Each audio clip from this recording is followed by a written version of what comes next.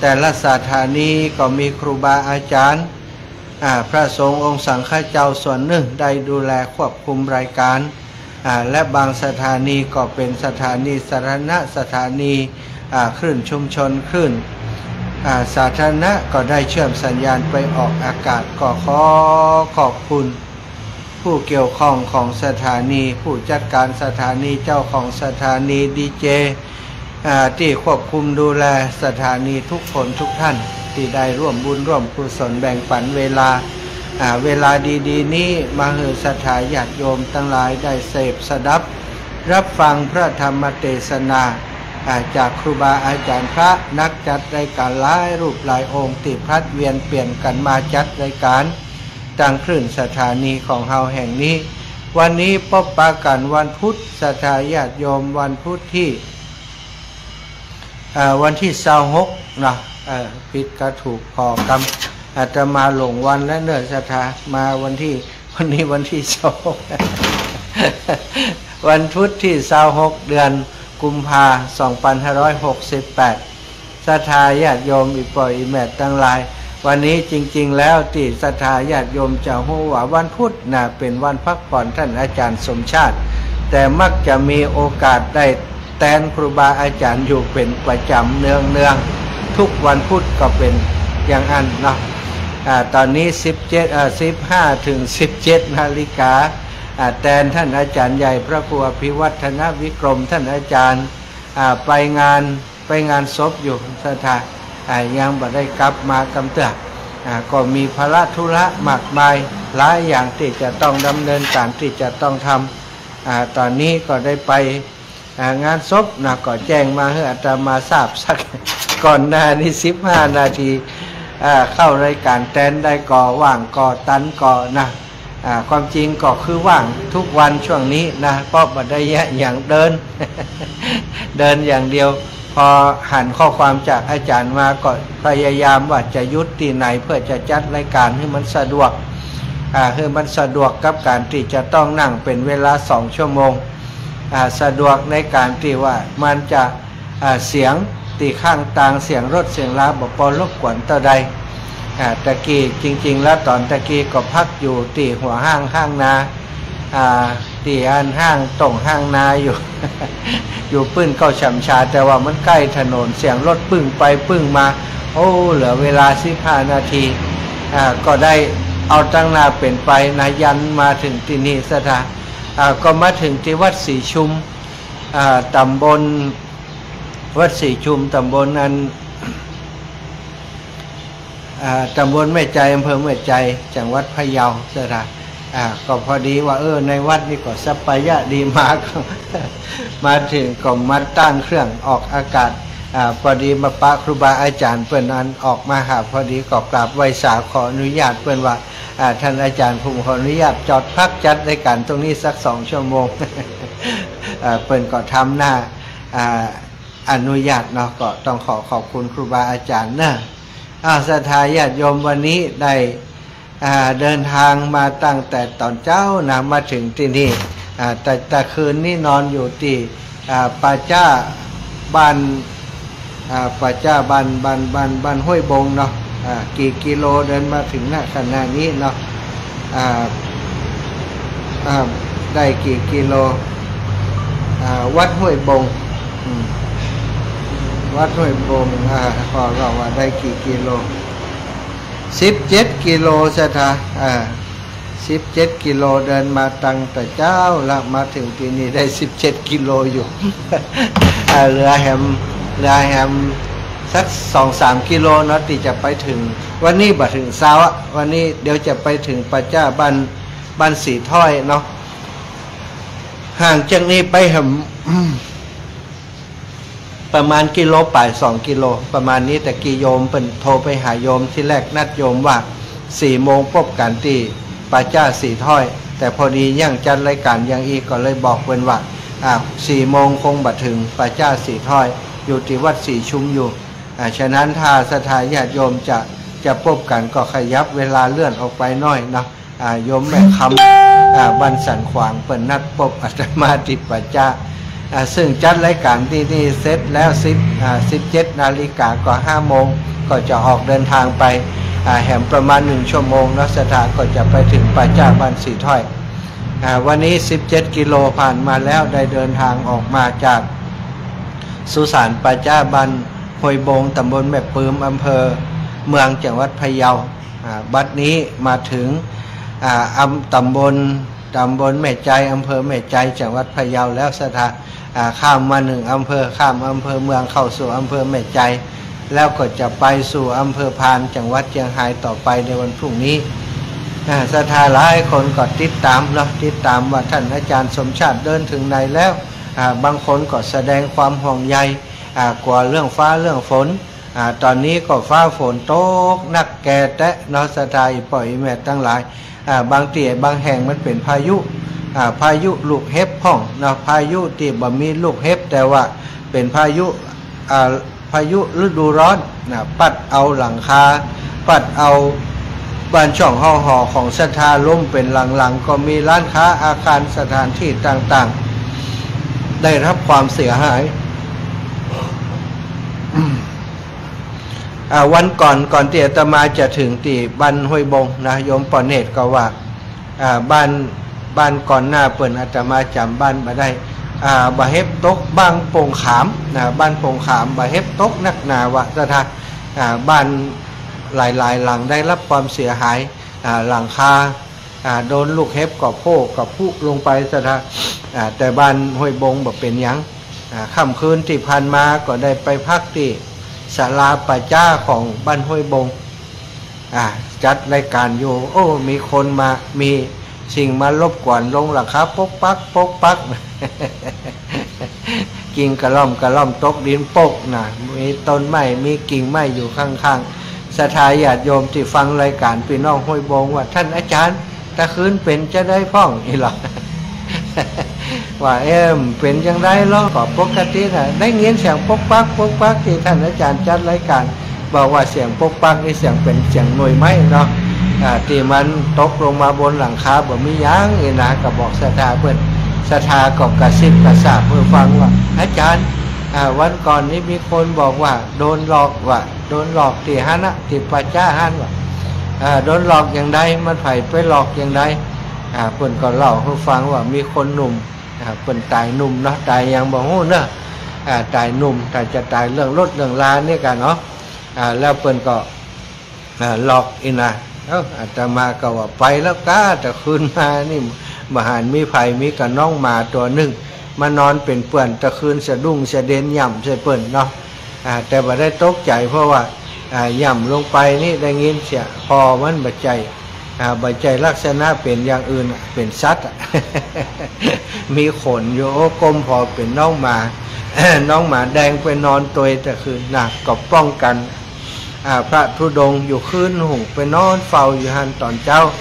อาตมาเดินบิณฑบาตเพิ่นก็มาส่งอยู่แน่สัตว์นี่ก็แปลกดีเหมือนกันบ่ฮู้จักกันมาก่อนซะท่าอาตมาเข้าไปในป่าจ้าแล้วเพิ่นก็เข้ามาแอวในป่าจ้าก็เลยห้องมามันสีแดงก็เลยว่าให้ห้องน้องแดงมาหาหลวงตาก่อนเอาขนมไปกินนะติดขนมเข้าไปโอ้เป็นว่ามักขนมปังว่าซะท่ามีขนมก็เอาขนมฮื้อเปิ้นเอานมฮื้อเปิ้นเปิ้นก็เลยแต่คืนนี้มานอนเฝ้าคืนหุ่งยันลุ่งเช้ามาก็ไปบิณฑบาตยังเดินไปตัวส่งอยู่ก็มีได้มีเพื่อนอยู่ที่อันป่าจ้าบ้านห้วยบงหนึ่งตัวเนาะ1 คนก็ได้เป็น1 ตัวศรัทธาตอนนี้นี่ถ้าไผ่ดู Facebook ไลฟ์อยู่ก็คงจะได้หันหน้าอาตมานี้ดำเป็นเปาบุญจินแล้วเนอะหลังจากที่เดินธุดงค์มาหลายวันกุเตื้อกลางคืนหลายคนอาจจะอาจารย์เดินธุดงค์น้ำเป็นอย่างเนี้ยข่าวชัดลอดอยู่เลย กลางคืนมันไฟส่องศรัทธาไฟส่องก็ดูสีขาวว่าเดียวนี้แสงธรรมชาติเนี่ยจะหันเป็นสีดำแล้วเนาะแต่คืนก็มีญาติโยมทักมาว่าโอ้อาจารย์หน้าดำไปแล้วเนอะอีหรอก็เป็นอย่างศรัทธาถ้าเดินธุดงค์อย่างนี้ถ้ากว่าหน้าดำก็ไม่ได้เดินละเนาะหน้าก็ดำหัวก็ดำหมดแล้วประเดี๋ยวนี้อากาศมันร้อนช่วงกลางวันนี้อากาศร้อนแต่ว่าช่วงกลางคืนนี้อากาศเย็นอากาศหนาวเลยเนอะศรัทธา แต่คืนนี้นอนตะวาโกปรงผมเป็นวันโกนเนาะตะวานี้ก็ปรงผมปรงผมแล้วกลางคืนนี้ก็จัดรายการแล้วก็นอนปกตินอนก็คือบ่เอาอย่างปกหัวซะท่าแต่คืนนี้ก็เช่นเดียวกันบ่ได้เอาอย่างปกหัวหนาวอกหนาวแข้งหนาวขาก็เอาผ้าจีวรมาห่มมาตุ้มดึกมาสีปวดหัวยุบปวดหัวเย็นเสร็จว่าซะท่าก็เลยหาผ้าขนหนูผ้าเจ็ดตัวมาปกมาห่มเพื่อเปิดเป็นว่าอากาศเย็นอากาศเย็นนี่มันหัวจุดที่เขาบ่ได้ห่มเนาะมันก็เย็น เย็นก็เลยเป็นปวดหัวว่าลูกขึ้นมาห่มผ้าคือหัวแล้วก็กินยาฉันยาไป2 เม็ดนะท่าก็เกิดอาการปวดหัวเนื่องจากคงจะเป็นอากาศตอนกลางวันร้อนแล้วก็กลางคืนอากาศมันเย็นเนาะก็ถือว่าร่างกายมันเปลี่ยนแปลงบุบวับไปมาผิดปกติไปหน่อยจึงทำให้เกิดปัญหาวันนี้ระหว่างติดก่อนเดินธุดงค์มาก็มาศรัทธาพี่น้องบ้านห้วยบงเปิดใส่บาตรกันนักพอดีของหู้จักกับโยมปอเนตปอเนตธรรมขันธ์อยู่บ้านห้วยบงเนาะปอเปิ่นก่อนนิมนต์ไปฉันที่บ้านบอกว่าโยมแม่เตรียมกระเป๋ากระป๋าไว้ก็อนุโลมไปฉันที่บ้านโยมปอเนตพร้อมกับเอากระเป๋ากระป๋าที่ศรัทธาเปิ่นใส่บาตรได้เป็นไตรเสียตาพอดีเปิ่นหู้จักแล้วก็เปิ่นหู้ว่าอาตมาจะมาเดินธุดงค์แล้วจะมานอนที่ป่าจ้าบ้านเปิ่นแล้วจะมาบิณฑบาตที่บ้านท่านเนาะเปิ่นก็เลยปากันมาใส่บาตรได้นักได้หลายก็เลยบอกปอเนตว่าส่วนที่เหลือ ฉันเรียบร้อยแล้วขอให้ป่อนี่เอาไปแจกจ่ายให้พี่น้องชาวบ้านเปิ่นก็จัดใส่ถุงได้เป็น10 ถุงพวกกาสะทะตึงข้าวนมเลยตึงข้าวนะตึงน้ำต่างๆให้โยมป่อเปิ่นเอาไปมอบเพื่อกับคนที่เปิ่นลำบากวันนี้ก็ได้ทำบุญใหญ่ความจริงก็เอาของศรัทธาเปิ่นนะ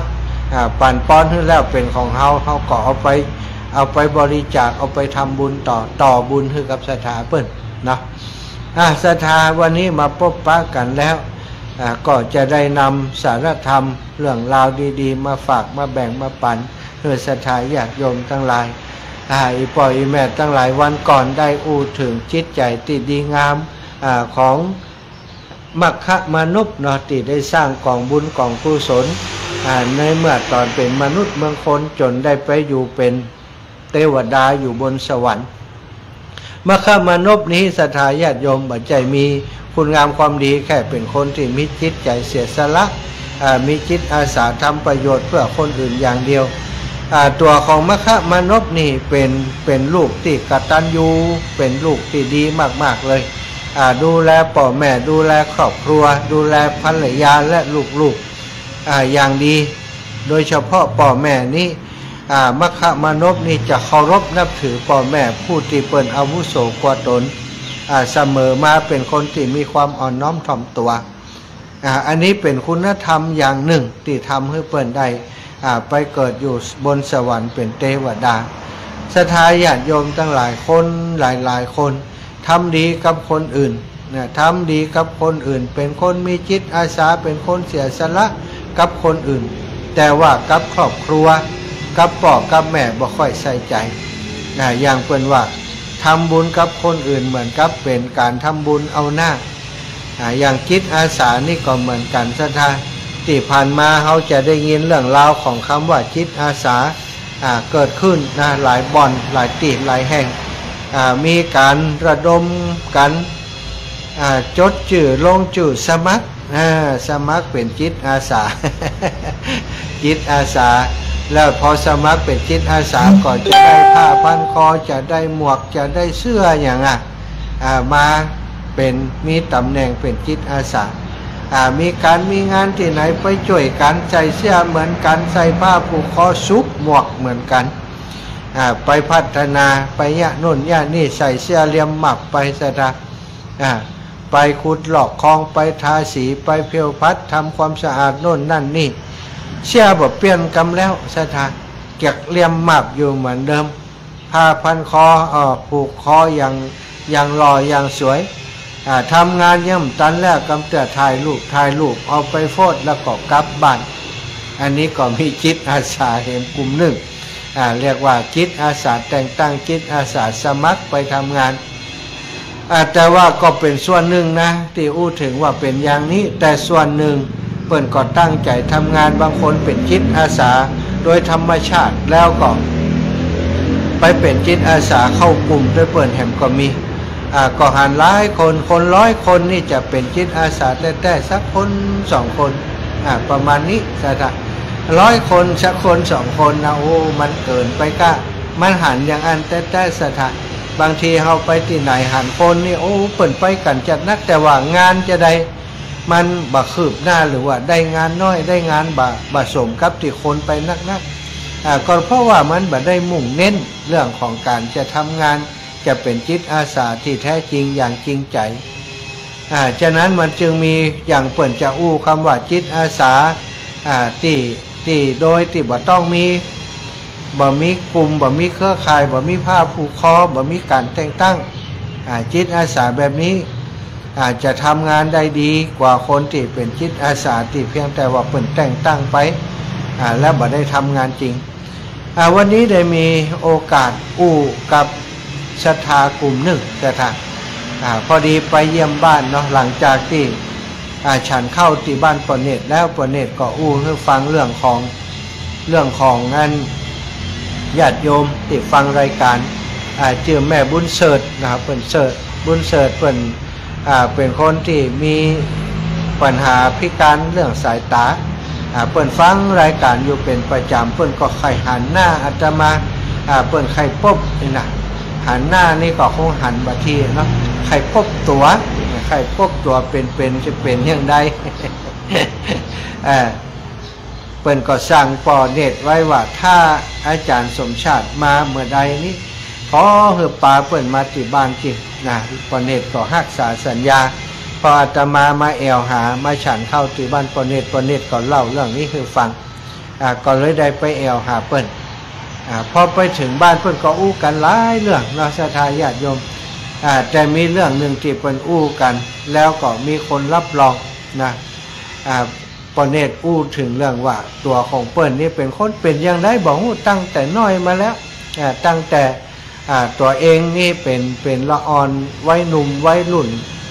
อยู่ช่วยการงานของปอกเป็นคนที่หันคนอื่นเนี่ยการมักจะเข้าไปช่วยเหลือเปิ้นเป็นประจำมีหันข้างหนึ่งเปิ้นบอกว่าเปิ้นไปตรง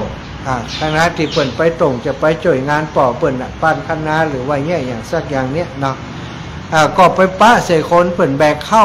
คนเท่าหลุ่นลาวเข้าเดียวกับปอกเปิ่นนะแบกเข้าแต่ว่าแบกคนเดียวซะเข้าเป็นเช้าไต่แบกคนเดียวแบกมาคือสมัยก่อนมันมีหนทางไปหาต้องแล้วก็แบกไก่เปิ่นไปป้าใส่แล้วเปิ่นว่ามันเกิดความเอ็นดูมาคิดว่าถ้าปอนี้เปิ่นแบกคนเดียวนี่ก็ต้องเดินเช้าเที่ยวแล้วก็ไก่เหี้ยซะไก่จาก ไก่นานี่ไก่จากหนทางที่จะแบกเข้าไปใส่ล่อให้เปิ้นแกเลยบอกว่าแกก็เอาเข้าของวางไว้ที่อันคันนาหันแล้วก็แบกเข้าโดยก้นเปิ้นไปว่าซะแบกเข้าไปโดยป่อนั้นช่วยเปิ้นป่อนั้นว่ามันต้องเนี่ยมันเป็นอย่างไอ้เดี๋ยวป่อจะแบกคนเดียวมันเป็นอย่างป่อผมได้เนี่ยอย่างว่า ช่วยเปิ้นแบกจนแล้วว่าซะก็ยังที่เปิ้นว่าเนี่ยถ้าป่อนั้นแบกก็คือเช้าเที่ยวไปเที่ยวมาเช้าเที่ยวก็คงจะอิดหนักหนาแต่ถ้าเปิ้นจ่วยนี่มันก็แบ่งเบาไปเกินหนึ่งแบ่งเบาไปเกินหนึ่งเปิ้นก็อู้เรื่องนี้คือฟังอาตมาก็มาสะท้อนใจว่าโอ้คนเฮานี่คนที่มีจิตอาสามีความเสียสละอย่างอีนี่เป็นว่ามีอยู่จริงในสังคมเปิ้นว่าเปิ้นมีนิสัยอย่างเงี้ยเป็นอย่างอีมาตลอดเลยปอเนตคนนี้แล้วก็โยมแม่บุญเสิร์ชที่ฟังอยู่เปิ้นก็บอกว่าโอ้ปอเนตเป็นคนอย่างอีแต่เป็นคนอย่างอีแต่ในหมู่บ้านในชุมชนของเขาเนี่ยเปิ้นเป็นคนบ้านนั่นสถาบันบ้านปากกวาวอีกบ้านปากกวาวก็บ้านถุงกวาวเนี่ยนะปากกวาวบ้านปากกวาวปอเปิ้นเป็นคนบ้านหั่น เปิ่นก็บอกว่าโอ้เจ้าบ้านนี่เปิ่นหู้หมดอะว่าป่อเนตรเป็นคนแบบนี้ชอบช่วยเหลือคนอื่นเป็นที่รักของคนในหมู่บ้านนั้นสถานก็อย่างเนี้ยเนาะอย่างเรื่องที่เปิ่นไปช่วยคนเฒ่าคนนี้กะสถานคนเฒ่าคนนี้เปิ่นก็ต้องมาอู้ให้ครอบครัวเปิ่นฟังว่าโอ้อันบ่าน้อยๆนั่นน่ะโอ้ปอกแบกเข้าอยู่มันไปช่วยปอกพอถึงตาแกมาว่าสถานมีคนไปช่วยแกแบกเข้าเนี่ยทั้งที่บ่ได้ต้องการนะบ่ได้ต้องการตอบแทนอย่างใดว่าอันตอนแกแบกเข้านี่ขอให้ปอนี่ไปจ่วยจิมนะเอามือกันไว้แกบ่ได้ว่าอย่างสักอย่างแกไม่ได้คิดอย่างนั้นแต่พอถึงตาแกมาบ่ใช่แค่ปอคนนั้นมาจ่วยมีคนอื่นหลายๆคนมาจ่วยก็เลยกลายเป็นว่าอันเวลาแบกเข้านี่เปิ่นจะเหมือนกับไปจ่วยกันโดยธรรมชาติไฟว่างก็ไปจ่วยกันนี่แหละซะนะอันนี้ก็เป็นสิ่งที่ฟังแล้วคนหนึ่งคนทำให้เกิดความเปลี่ยนแปลงในสังคมมีน้ำจิตน้ำใจต่อกันความจริงคือถ้าแบกคนเดียวมันก่อนแล้วแต่มันจะแล้วจ้าหน่อยหนึ่งแต่มันจะขาดเรื่องของความมีน้ำใจเนาะท่านแต่อันนี้แบกช่วยกันมันอู้กันไปอู้กันไปมันแบ่งเบาภาระกันไปมันแทนที่จะตุกจะนักอยู่คนเดียวแต่กลายเป็นว่ามันเรื่องใหญ่เรื่องนักมันกลายเป็นเรื่องเบาเรื่องสบายใจแยกกันลายเหมือนเล่นก็เหมือนกับเล่นแบกมาด้วยกันก็อู้กันไต่ตังมาเอาเข้าไปไว้ก็อู้กันไต่คณะไปอู้กันไป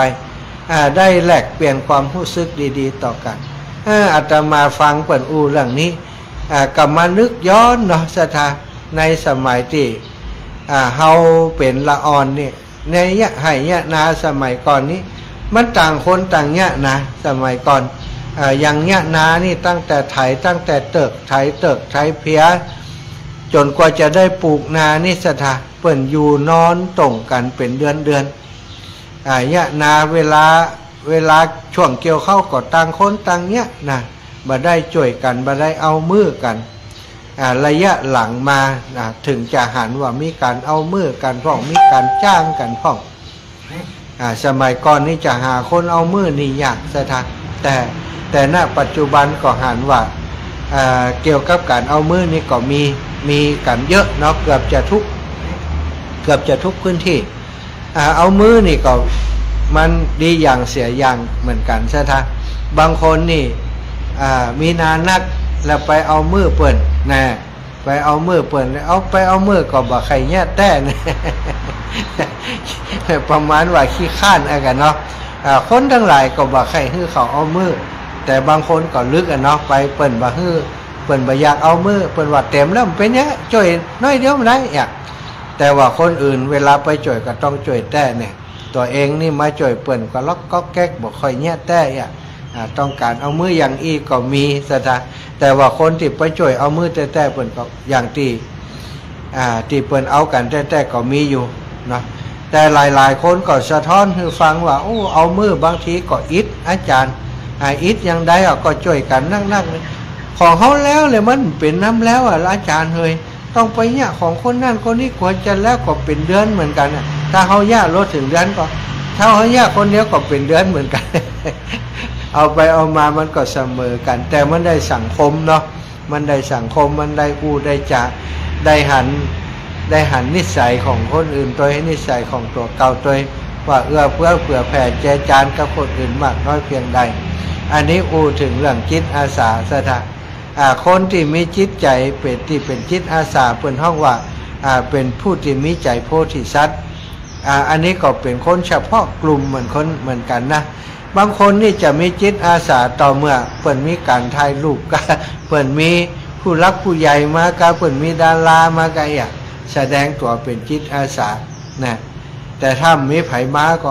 ยากถ้าจะให้ยากคนเดียวนี่บ่ยากแต่บางคนก็เป็นจิตอาสาที่ทำงานเพื่อส่วนรวมโดยบ่หวังอย่างแต่นะสถาหลายๆคนเนาะที่เฮาฟังข่าวในสมัยก่อนบอกว่าดาบวิชัยจาวิชัยดาบวิชัยอย่างต่างๆนี่นะต่อมาเป็นผู้หมวดผู้หมวดวิชัยที่เปิ่นปลูกต้นตาลนะพอเลิกจากทำงานมามีอย่างเงี้ยก็เอาต้นตาลมาเอาหน่วยตาลเอาอีปิกเอาขับบกเหียใส่ท้ายรถไป หน่วยตาล10หน่วยเอาไป10หน่วยพ่อง20หน่วยพ่องแล้วแต่กำลังแต่ละวันไปถึงก็ดินมันแข็งแจ๊กแงะเนาะดินภาคอีสาน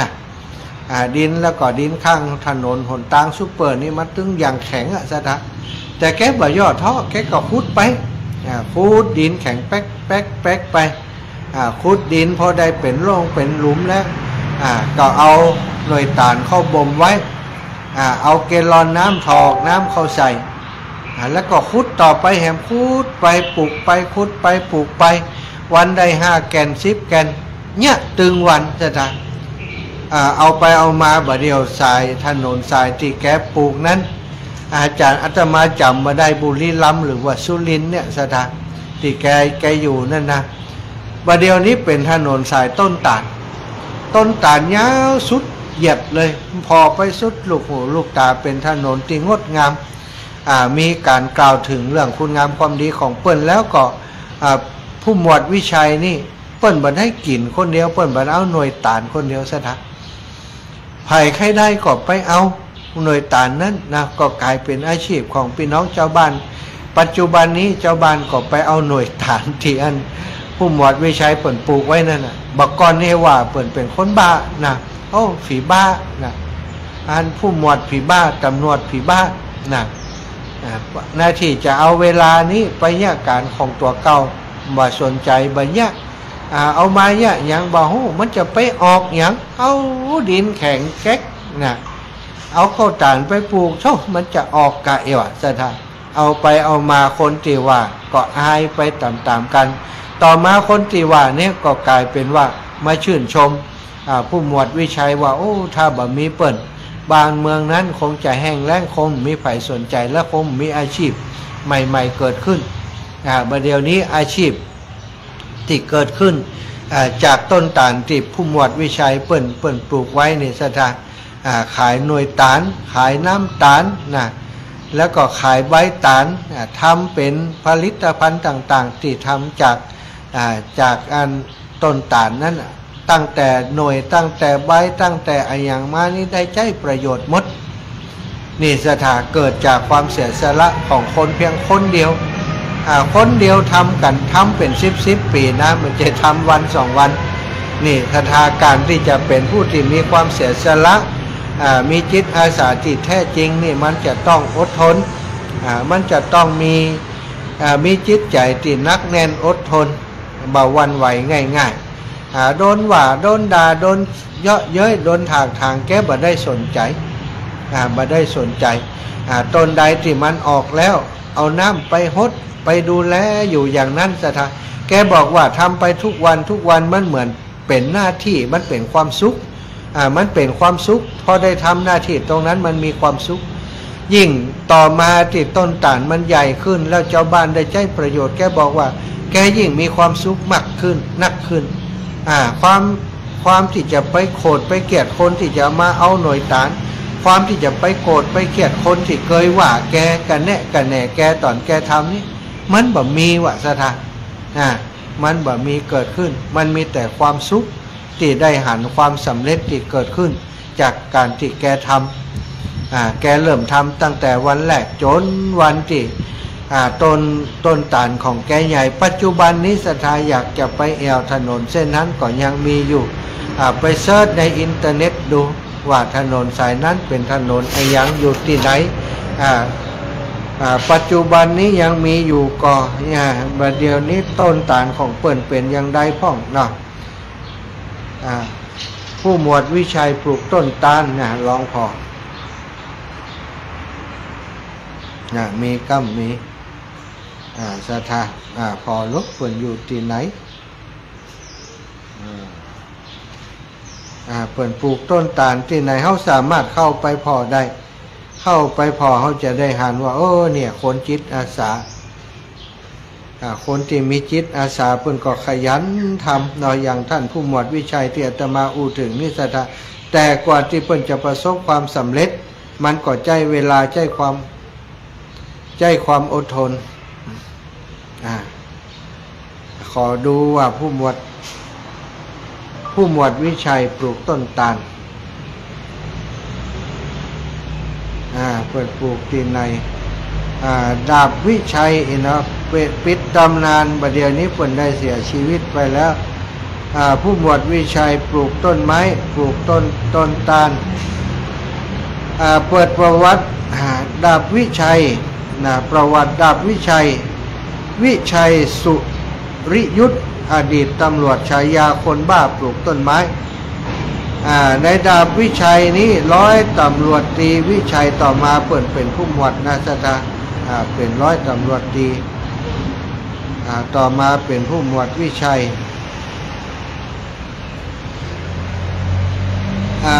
อดีตตำรวจเจ้าของฉายาคนบ้าปลูกต้นไม้ผู้ที่พลิกปรางกูจากความแห้งแล้งให้เขียวขจีจากกรณีที่ดาบวิชัยร้อยตำรวจตรีวิชัยสุริยุทธเสียชีวิตอย่างสงบเมื่อวันที่25 พฤศจิกายน 2566ได้เสียชีวิตไปแล้วแต่ว่าคุณงามความดีเปิ้นที่ทำไว้ยังติดตาตึงใจของคนทั้งหลายอยู่สถานผู้หมวดวิชัยเดี๋ยวจะชั่วโมงต่อไปจะเอาประวัติของเปิ้นมาอู้ให้ศรัทธาญาติโยมได้ฟังจะได้หันตัวอย่างเป็นว่าคนจิตอาสานั้นเป็นอย่างไรเนาะศรัทธาตอนนี้เปิ้นเสียชีวิตไปแล้วนะผู้หมวดวิชัยนี่ได้เสียชีวิตไปเมื่อบัดใจอันเปิ้นอยู่ที่จังหวัดศรีสะเกษพุ่นน่ะศรัทธาญาติโยมอยู่จังหวัดศรีสะเกษเป็นนายตำรวจธรรมดาที่สามารถสร้างสิ่งที่ยิ่งใหญ่ให้กับคนในพื้นที่โดยการปลูกต้นไม้มากกว่า30 ปีมีต้นไม้ที่เติบโตมากกว่า3 ล้านต้นในอำเภอปรางกู่จังหวัดศรีสะเกษจนสามารถพัฒนาท้องถิ่นจากแห้งแล้งให้กลายเป็นพื้นที่ที่อุดมสมบูรณ์สามารถสร้างรายได้ให้กับคนในท้องถิ่นอย่างต่อเนื่องนี่สถานคนบ้าปลูกต้นไม้ท่านวิชัยสุริยุทธนี่เกิด3 สิงหาคม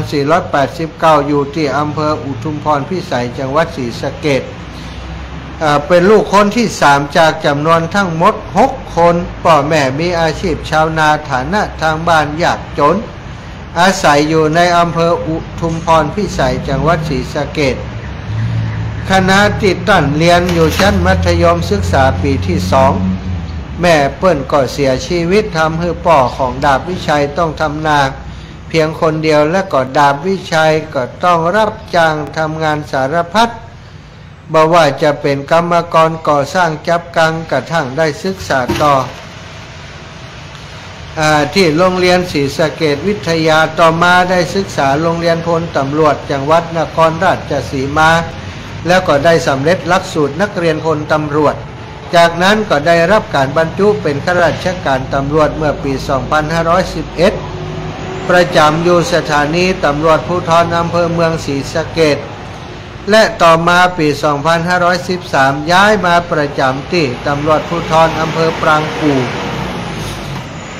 ดาบวิชัยเป็นที่รู้จักกันในสังคมจากการที่เป็นผู้ปลูกต้นไม้มากกว่า3 ล้านต้นในอำเภอปรางกู่จังหวัดศรีสะเกษจนทำให้อำเภอปรางกู่อำเภอที่เคยจัดว่าแห้งแล้งที่สุดแห่งหนึ่งมาเป็นอำเภอที่มีความเขียวขจีโดยข้อมูลจากกระทรวงมหาดไทยระบุว่าอำเภอปรางกู่เป็นอำเภอที่ยากจนที่สุดในจังหวัดศรีสะเกษเมื่อปี 2530 และจังหวัดศรีสะเกษยังยากจนที่สุดในประเทศไทยจุดเริ่มต้นของการปลูกต้นไม้ของนายดาบวิชัยก็มาจากการที่เป็นผู้เติบโตมาในพื้นที่และเจ้าพนักงานสอบสวนรู้สึกถึงปัญหามาตลอด เกิดความคิดที่จะพัฒนาความเป็นอยู่ของชาวบ้านในพื้นที่ให้ดีขึ้นและจากความคิดของเขาทำให้เขาตัดสินใจปลูกต้นไม้เนื่องจากเห็นว่าจะมีผลดีตามมาจะเป็นผลที่ยั่งยืน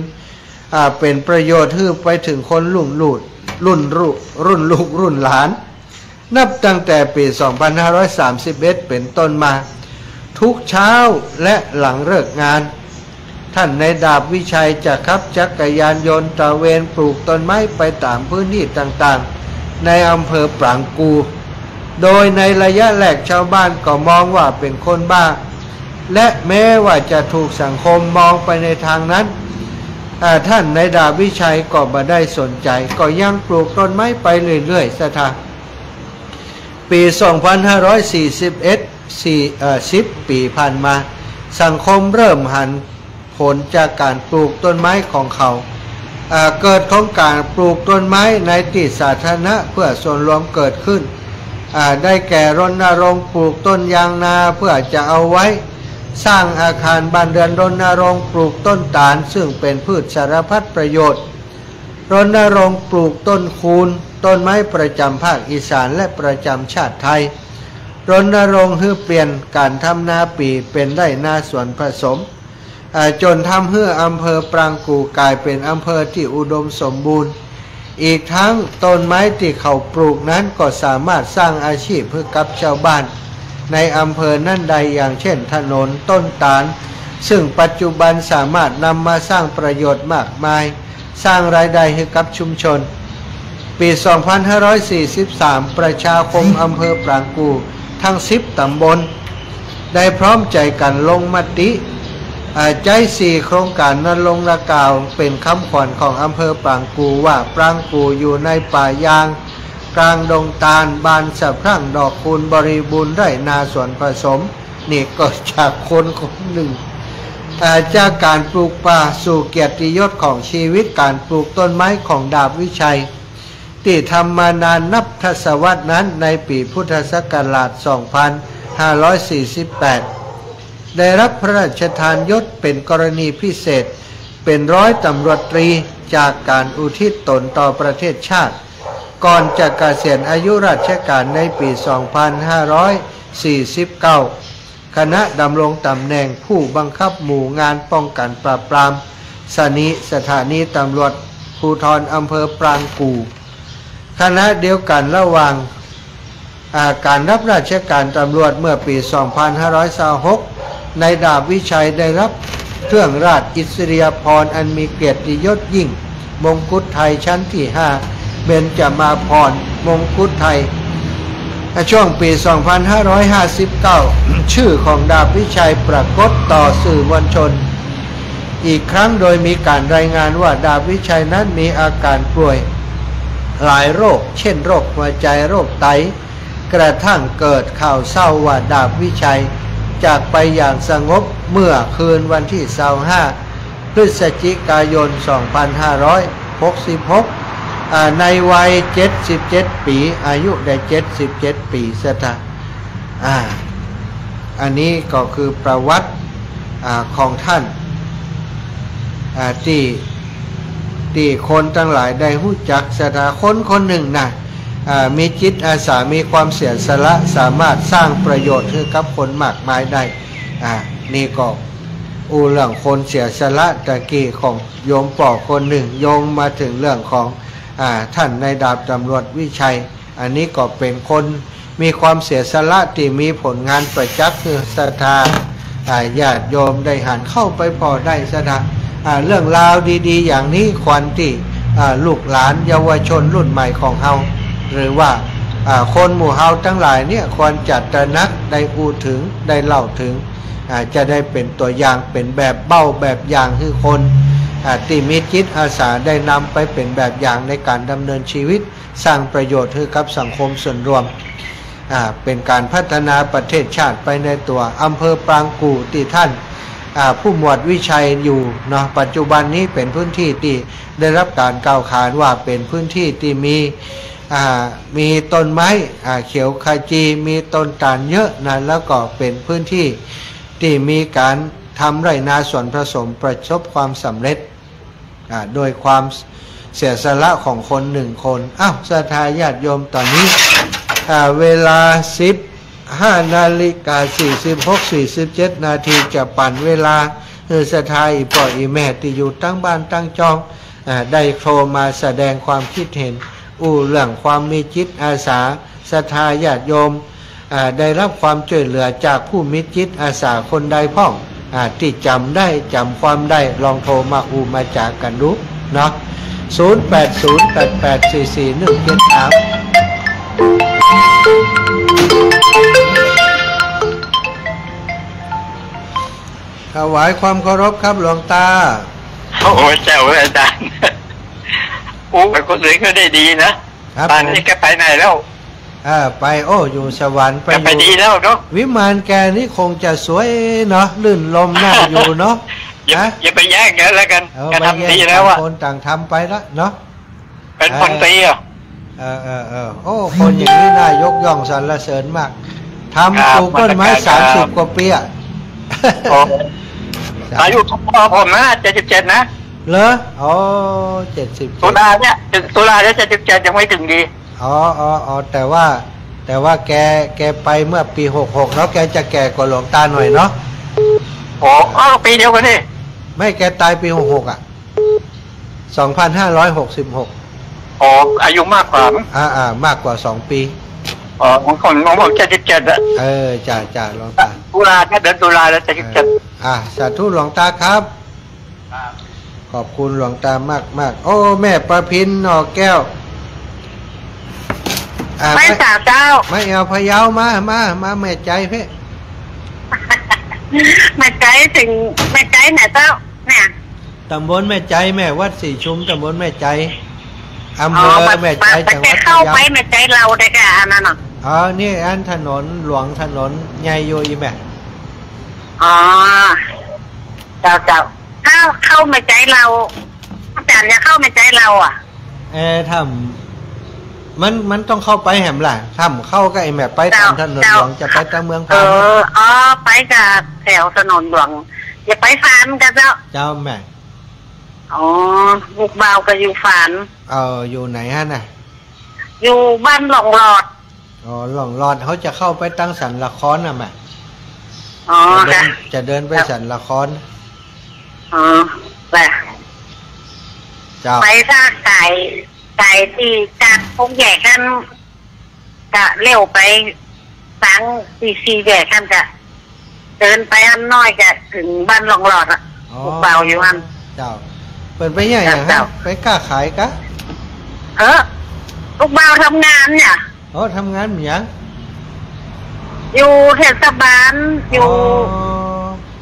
เป็นฝอของสั่งอยู่ปุ่นไก่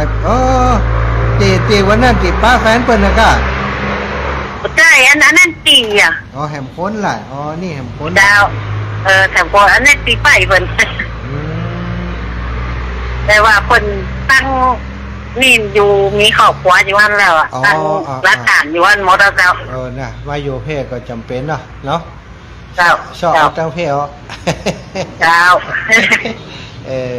ขอพระอาจารย์เดินทางปลอดภัยเด้อเจ้าแม่ขอบคุณแม่เดินทั้งอยู่ตลอด2 คนกับปูนะกลับไปคืนจะนอนทั้งกันอยู่เนี่ยกลับไปลำปางจะไปหาเนื้อแม่เด้อเจ้าไว้ตาเจ้าขอเดินทางปลอดภัยเด้อจะไปกินแคบหมูอร่อยบ้านเฮาเจ้าสาธุไม่กล้าแคบหมูสาธุทำแคบหมูคนเดียวนะนี่นะสุดยอดเลยโยมแม่ประพินหน่อแก้วนะประพินหน่อแก้วอยู่บ้านจุดบ้านเดียวกับแม่บัวขีดทับโพเนาะแม่บัวขีดทับโพเขาก็สัญญาณเรียบร้อยครับน้องนัดมาแล้วแม่สมบูรณ์วงแสนเจริญพรเจ้าไว้สาธุลูกแม่ได้ยินเสียงลูกแม่ดีใจขนาดดีแล้วแม่ได้ยินแต่เราฟังเสียงจะมาโทรเนื้อกะอะไรอยู่น้อยหนึ่งเนี่ยจะมาโทรหากะอะไรอยู่น้อยแม่โทรหาลูกลูกมันเงินแล้วเด้อปนโศกปนไผ่ปอกไผ่ทั้งหลายแขวขาดทุกอย่างอย่ามาใกล้มาไก่มาแปดมาปานตึงเปิ่นตึงต่อเด้อสาธุสาธุแม่สมบูรณ์บ้านไร่ศิลาทองกอดติดตามเนาะหักเป็นลูกเป็นเต้าห่วงใย ไปไหนก็ห่วงใยขอบคุณนะศรัทธาญาติโยม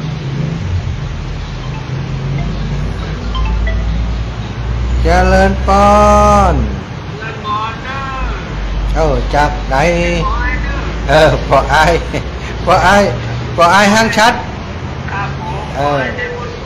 พอไอชัยวุฒิอยู่ห้างชัดตอนนี้กำลังทำพัฒนาร้านทำอยู่เนี่ยโอ้ไหนฮั่นที่ร้านทำที่อนุสาวรีย์เจ้าพ่อขุนด่านนี่ครับโอ้แหละมีร้านทำด้วยแหละฮั่นแหละครับมีร้านทำครับโอ้ปฏิบัติธรรมได้ไปพักผ่อนได้ปฏิบัติธรรมผมก็ไปนั่งปฏิบัติธรรมหลายเดือนละโอ้ดีวันหลังจะไปแอลครับผมดีมันจะอยู่ถนนสายไปทางห้วยเลี้ยนแล้วก็ไปทางขุนด่านเลยอันไปห้วยเลี้ยนก่อนเนาะมาถึงห้วยเลี้ยนครับมาถึงห้วยเลี้ยนจากถนนซุปเปอร์เข้ามากับมันจะมาไก่จนกับเจ้าพ่อขุนด่านเลยใช่มันมีทุกเจ้าลงมาหลายเที่ยนะดีครับผมก็ไปพัฒนาแบบไปปลูกกับเรื่องไปเนี่ยดีมีแม่เจ้ามีแล้วก็มีอนันตยศเนี่ยบ้านเปิดที่เป็นรถกลุ่มมันอ่ะ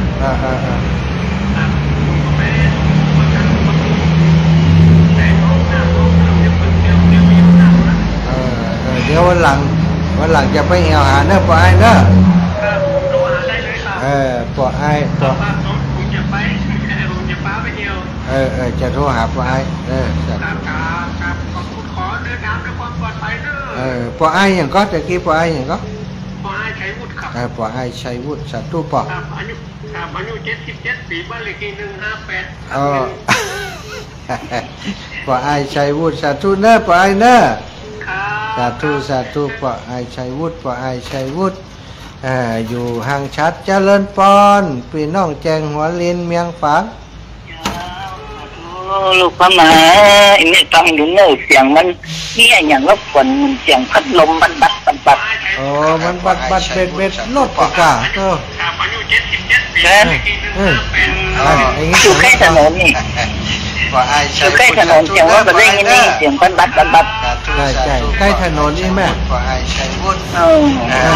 ทางชัดเจริญพรพี่น้องแก้วจะฝนตกก็จะขึ้นฝนตกก็จะขึ้นตกไหมลูกพ่อแม่นี่ฟังอยู่เนอะ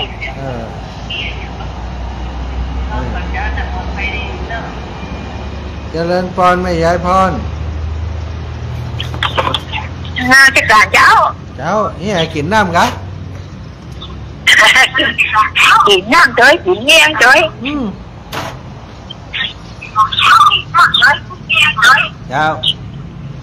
ไปเปิดวิทยุกันนะอันนี้ลึกนี่ใช่เปิดได้ที่อะไรได้ที่เรื่องไฟชัดดีเลยไม่สวนอธิบายจะมีน้อยเลยอ่ะคนอาสาจิตอาสาเสียสละจิตอาสาย้ายพรเหรอเป็นจิตอาสาที่เปิ่นก็วางคุณข้อเป็นมึงได้เป็นได้ถ่ายรูปได้แค่เนี่ยการได้ต้องอย่าไปได้เลยได้เอากับผ้าพันคอมได้ไปเจอไอ้นั่นเจอว่าสิล่ะการยังนั้นวัดให้เราเดี๋ยวจะไปโคบันไดหรอกสาธุยายพรนะขอบคุณเจ้าศรัทธาญาติโยมเอาละเนาะไม่ไล่ต่างถิ่นเจริญพรพี่น้องต่างถิ่นต่างไกลไม่ใช่เจ้าอยู่ไหนเจ้าอยู่แม่ใจพะเยาอันแบบนี้อย่างนั้นว่าทางเปิดนั่นนะลูกเนอะว่าอย่างไรว่ายังเปิดมดว่ายังเปิดมดกูกำลังมาจ้างอย่างนอกดีเปิดแล้วเป็นลูกคนอะไรแต่ว่าอะไรก็เปิดได้ว่ายังเปิดนะว่ายังเปิดนะจบข่าว อันนี้บอมเนี่ยต้องคิดหนักนี่ฮะต้องคิดหนักนะว่ายังเปิดว่ายังเปิดนะเปิดจ้างว่าเขามาจ้างว่าเขามาจ้างโอ้สาธุเนอจะพักนะมอนที่ไปสบายเถอะฮะมอนนะมอนที่กันตาเดี๋ยวมันเดี๋ยวสองตัวแล้วไปวันนี้เป็นยังเป็นเจ็บหน้าแข้งเป็นเจ็บเงาอ๋อถ้าไปลำปางจะไปแอวหาเนอบอกวิทิพเนอสาธุวิทิพไม่สบายถ้าไปลำปางจะไปเดียวสาธุโอ้ไม่อยากแก้วบุญไม้แหมอยู่เจ้าย่าถ้าเดินทุดงมาแอวดิเดินทุดงแล้วไปแอวเจ้ามาแต่นะไปเอาไก่ยามาเถอะมาเอาขาไก่กันเลยสาธุนายานะเจ้าไม่อยากแก้วทุนาบูตบ้านน้ำท่งลำปางสาธุสาธุเจ้าแม่เสียทายญาติโยมคนน้อยนะเอาละเนอะเดี๋ยวขออนุญาตพักสักกรรมก็เดียวก่อยมาพบปะกันใหม่โอ้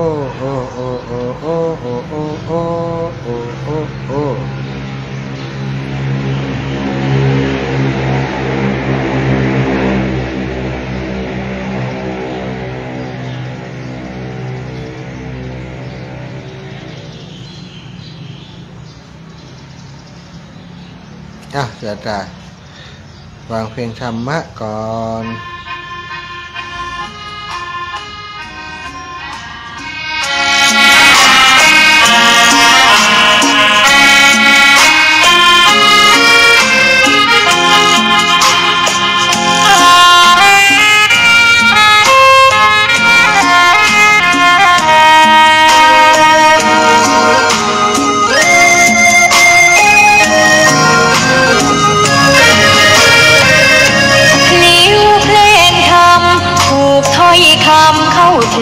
จิตใจฟังรายการวิทยุเสียงใสส่งถึงใจไปสู่ปลายนาสารธรรมน้อมนำเอาพระศาสดาบอกผู้คนทั่วลาหันมาเข้าวัดฟังธรรมคลื่นเสียงนี้เป็นคลื่นธรรมะจากใจส่งถึงบ้านไกลบ้านไกลฟังได้สุขใจล้ำยามดึกดื่น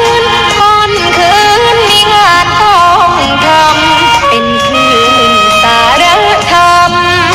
เน้นย้ำธรรมะเพื่อนใจเสียงคลื่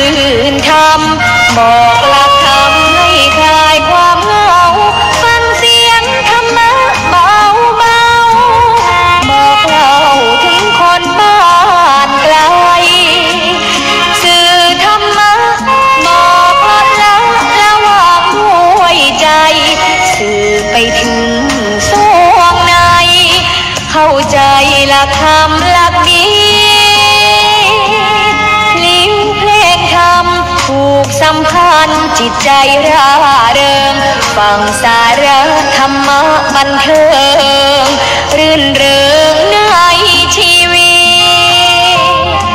ยามวันว่างเดินทางไปเยี่ยมสถานีนัดพบกันน้องพี่วันนี้วันดีวันเสาร์สวดมนต์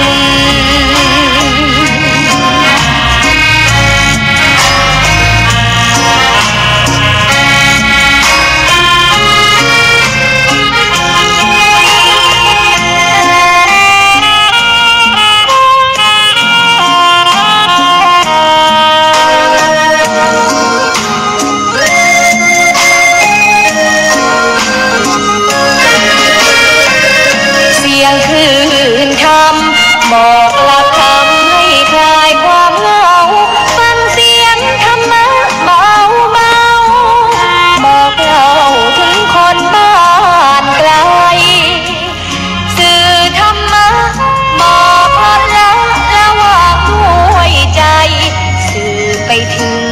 สวงในเข้าใจหลักธรรมหลักดีพลิ้วเพลงธรรมผูกสัมพันธ์จิตใจร่าเริงฟังสาระธรรมะบันเทิงรื่นเริงในชีวิตยามวันว่างเดินทางไปเยี่ยมสถานีวันนี้วันที่วันเสาร์สู่วันมนต์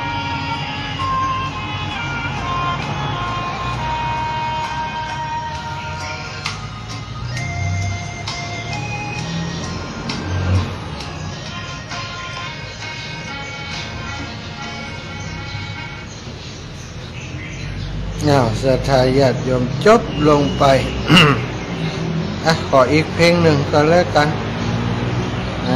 จะได้พักผ่อนเสียงสักเล็กน้อย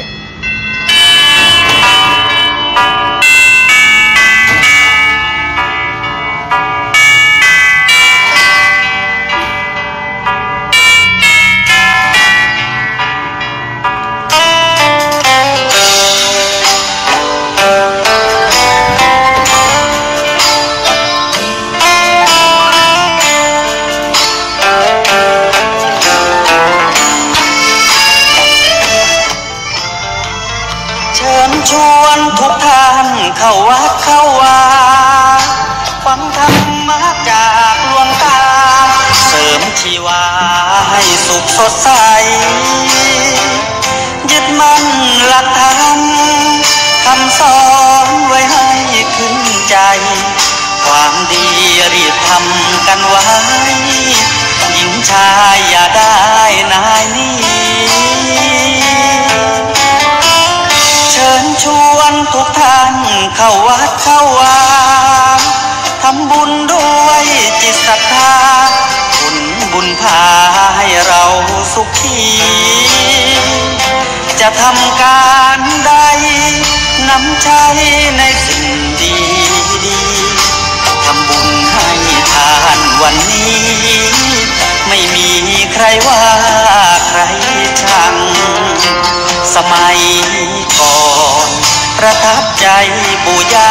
ตายายวันพระไม่เคยเบื่อหน่ายจำได้ไม่ลืมสักครั้งเหตุใดวันนี้มีคนเข้าวัดน้อยจังอยากให้เหมือนก่อนอีกครั้ง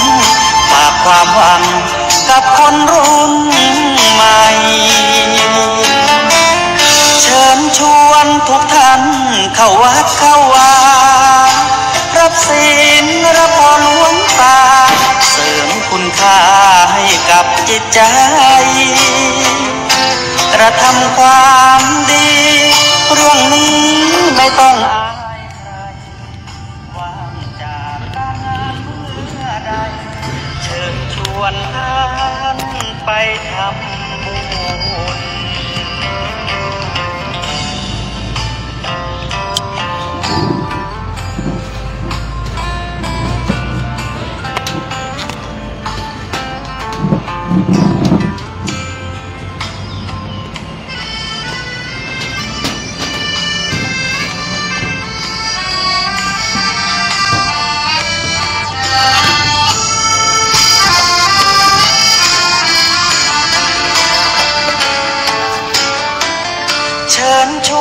ทุกท่าน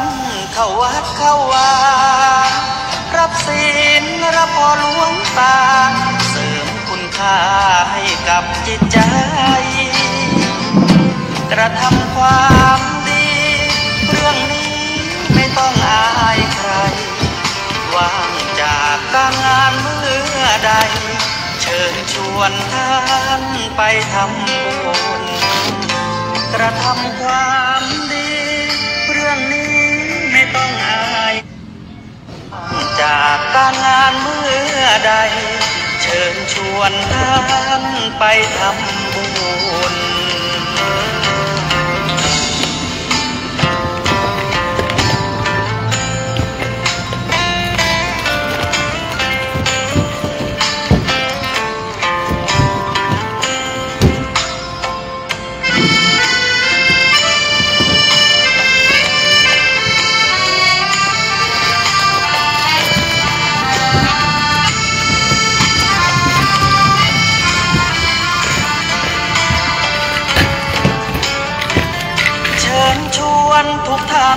เข้าวัดเข้าวารับศีลรับพรหลวงตาเสริมคุณค่าให้กับจิตใจกระทำความดีเรื่องนี้ไม่ต้องอายใครว่างจากการงานเมื่อใดเชิญชวนท่านไปทำบุญกระทำความดีเรื่องนี้ไม่ต้องอายใครฝากเพลงเชิญชวนหญิงชายอย่าอายเรื่องการทำบุญ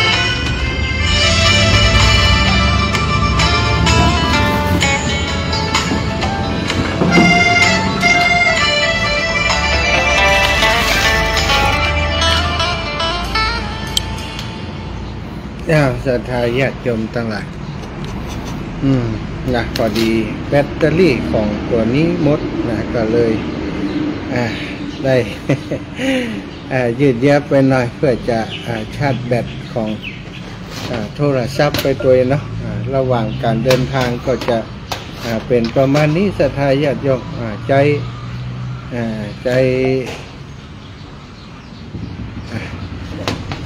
ใจโทรศัพท์ในการถ่ายทอดเนาะบางทีไฟมันก็หมดไปก็ต้องจำเป็นต้องหีบชาร์จไว้ก่อนถ้าตอนค่ำตอนแรงจัดรายการก็ได้แฮมบ่มีไฟแบตเตอรี่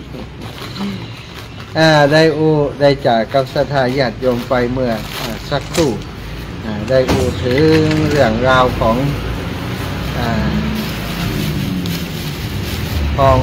คนที่มีความเสียสละนับแต่คนเสียสละย่อมจะเป็นที่รักของคนทั้งหลายอย่างท่านในดาบวิชัยเนี่ยแรกๆคนอาจจะหมอนี้มันเป็นผีบ้าเนี่ยอย่างของมันนะแต่สุดท้ายเมื่อทำงานประสบความสำเร็จคนทั้งหลายได้ประโยชน์ได้หันผลจากการทำงานของเพื่อนก็มาชื่นชมยินดีครับท่านในดาบตำรวจวิชัยซึ่งตอนสุดท้ายมาศรัทธาญาติโยมเพื่อนก็ได้เป็นจากในดาบก็เป็นผู้หมวดวิชัยร้อยตำรวจตรีวิชัยเนาะจากการที่เปิ่นมีความเสียสละนั่นเองคนเฮากว่าจะทำงานประสบความสำเร็จนะศรัทธามันก็ต้องอาศัยความอดทนมีความอดกลั้นต่อสิ่งที่มากระทบทั้งหลายถ้าเรามีจิตใจนักแน่นเพียงพอวันหนึ่งความสำเร็จมาถึงคนก็จะเข้าใจเองแรกอาจจะมีไปเข้าใจเนาะอย่างที่อาตมาภาพทำทุกวันนี้นะก็ไม่ได้คิดว่าวันหนึ่งจะมีคนเข้าใจหรือว่ามีคนมายอมรับในสิ่งที่อาตมาทำไม่จำเป็นถึงขนาดนั้นแต่ว่าขอให้เราได้ทำเพื่อโรงเรียนหรือว่าเพื่อเด็กๆที่เป็นลูกเป็นหลานของเราอย่างน้อยเนาะในหมู่บ้านในชุมชนเล็กๆเขามีกำลังน้อยจะไปรับผิดชอบทั้งประเทศมันก็เป็นไปบ่ได้นกน้อยทำสร้างรังแต่พอตัวเขาก็ทำเฉพาะในส่วนที่เขาพอจะทำได้ที่กำลังเขาจะพึงมีทำบ่ให้เบียดเบียนตนบ่เบียดเบียนผู้อื่นก็เป็นสิ่งที่ทำแล้วมีความสุขใจก็พอเนาะหลายๆคนก็คงจะทราบแล้วว่าขณะนี้อาตมากำลังเดินธุดงค์ธรรมยาตราเพื่อการศึกษาช่วยเหลือโรงเรียนขนาดเล็กในบ้านเกิดในชุมชนบ้านเกิดของอาตมามีหลายคนที่ได้ทราบข่าวการทำงานของอาตมาการเดินธุดงค์ของอาตมาก็ได้ความช่วยเหลือโดยการโอนปัจจัยผ่านมาร่วมบุญร่วมสนับสนุนผ่านทางบัญชีของอาตมาเนาะก็ต้องขอบคุณศรัทธาทุกท่านเป็นอย่างสูงราชการสรุปทั้งหลายถึงวัดสีชุมตำบลแม่ใจอำเภอแม่ใจแม่มาจอยมาถึงงานวัดของตู้ปัญจกรแต่ละก้อนจะไหนยังว่าวันผูกพวกกะไปเมืองพานนี่ยังแหมสาวกว่ากิโลวันนี้จะพักตีอันป่าจ้าบ้านสีถ้อยแม่ตียังถึงกับจ้ะ มันสิได้ตอนนี้อันยังจัดรายการที่วัดสีชุมนี่ไปหมู่ตันปุ่นแต่อาจารย์พระครูจะได้ฟังได้เห็นมันใช่ก็ทำงานไปตัวอีแม่น่าจะเดินตั้งหน้าตั้งตาเนี่ยสักป่ะจ้าทำจัดรายการจะไปลืมที่แม่บอกมาคืนมาพาปกหัวหรือสมาแต่มันเย็นแม่ถ้าจะคืนเป็นไอเอากำนิ่มก็เอาวันกำนิ่มลืมกำนิ่มลืมจะคืนยาตาแขนตอนนอนมันเป็นอย่างเงี้ยเด็กมาโอ้อากาศเย็นเป็นว่าหัวมันโกนใหม่มันก็เย็นด้วยเนาะเจ้าใกล้แจ้งมาแม่เย็นแม่ก็รู้เจ้าหมวกไปด้วยก็ได้หนาวนอนมาได้เวลานอนมันจะได้อุ่นหัวกว่าเป็นวัดนั่นเนาะใช่หมวกแต่กับบาหุ่มตัวใดแต่ว่าปกนี่ได้แม่ปกข้าเอาไปหันแล้วละกันได้ยินว่าจะไปวังเหนือเนี่ยจะได้ไปออกไปจะได้ออกก็เดินไปถึงไหนวันที่1เบิ่มก็มา5,000แม่เจ้าตอนบ่ายเบิ่มมาก็ไปวังเหนือก็จะปิกมาที่เก่าแทนปิกมาที่เก่าก็เดินต่อดีนะแม่ทำงานเติบมาเป็นยังเจ้าไปดูว่าผ้าปุกหัวนะแม่เจ้าสาธุเจ้าห่วงผ้าปุกหัวเนาะอีแม่โยมแม่ครูอาลีพันธ์ศรีวิริยะใหม่พุ่นราชธาอยู่อำเภองาวอีแม่นี้บ่ได้ยินที่อาจจะมาจัดรายการนี้นะแต่ว่าได้ยินตอนกลางคืนที่ผ่านมาจิตอาสาปลูกกล้วยข้างถนนภาคใต้ลุงดำใช้เวลาขับรถออกไปปลูกต้นกล้วยนี่ใช่ค่ะ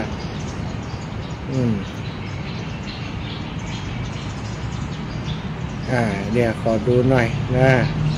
ตะกี้ไปถึงงานถึงคน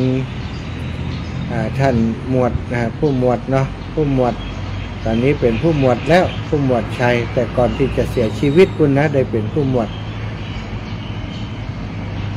ผู้หมวดชัยปลูกกล้วยมนุษย์กล้วยเดี๋ยวจะเป็นแหมคนหนึ่งวันนี้อยากจะเรื่องคนมีจิตอาสาใช่ไหมมีคนที่มีจิตอาสาปลูกกล้วยข้างถนนภาคใต้ลุงดำหนุ่มใหญ่เมืองคอนหนุ่มใหญ่เมืองคอนเป็นคนเมืองนครหนุ่มใหญ่เมืองคอนผุดไอเดียเจ๋งปลูกต้นกล้วยริมสองข้างทางช่วยลดอัตราการสูญเสียจากอุบัติเหตุเมื่อวันที่11เดือนกันยาผู้สื่อข่าวได้รับแจ้งจากชาวบ้านหมู่ที่2ตำบลนาบอนอำเภอนาบอนจังหวัดนครศรีธรรมราชว่าพบผู้คนที่มีจิตอาสาใช้เวลาว่างนำหน่อกล้วยไปเพาะปลูกบริเวณสองข้างทางถนนสายนาบอนแก้วแสนเพื่อช่วยลดอุบัติเหตุและความสูญเสียแก่ชีวิตและทรัพย์สิน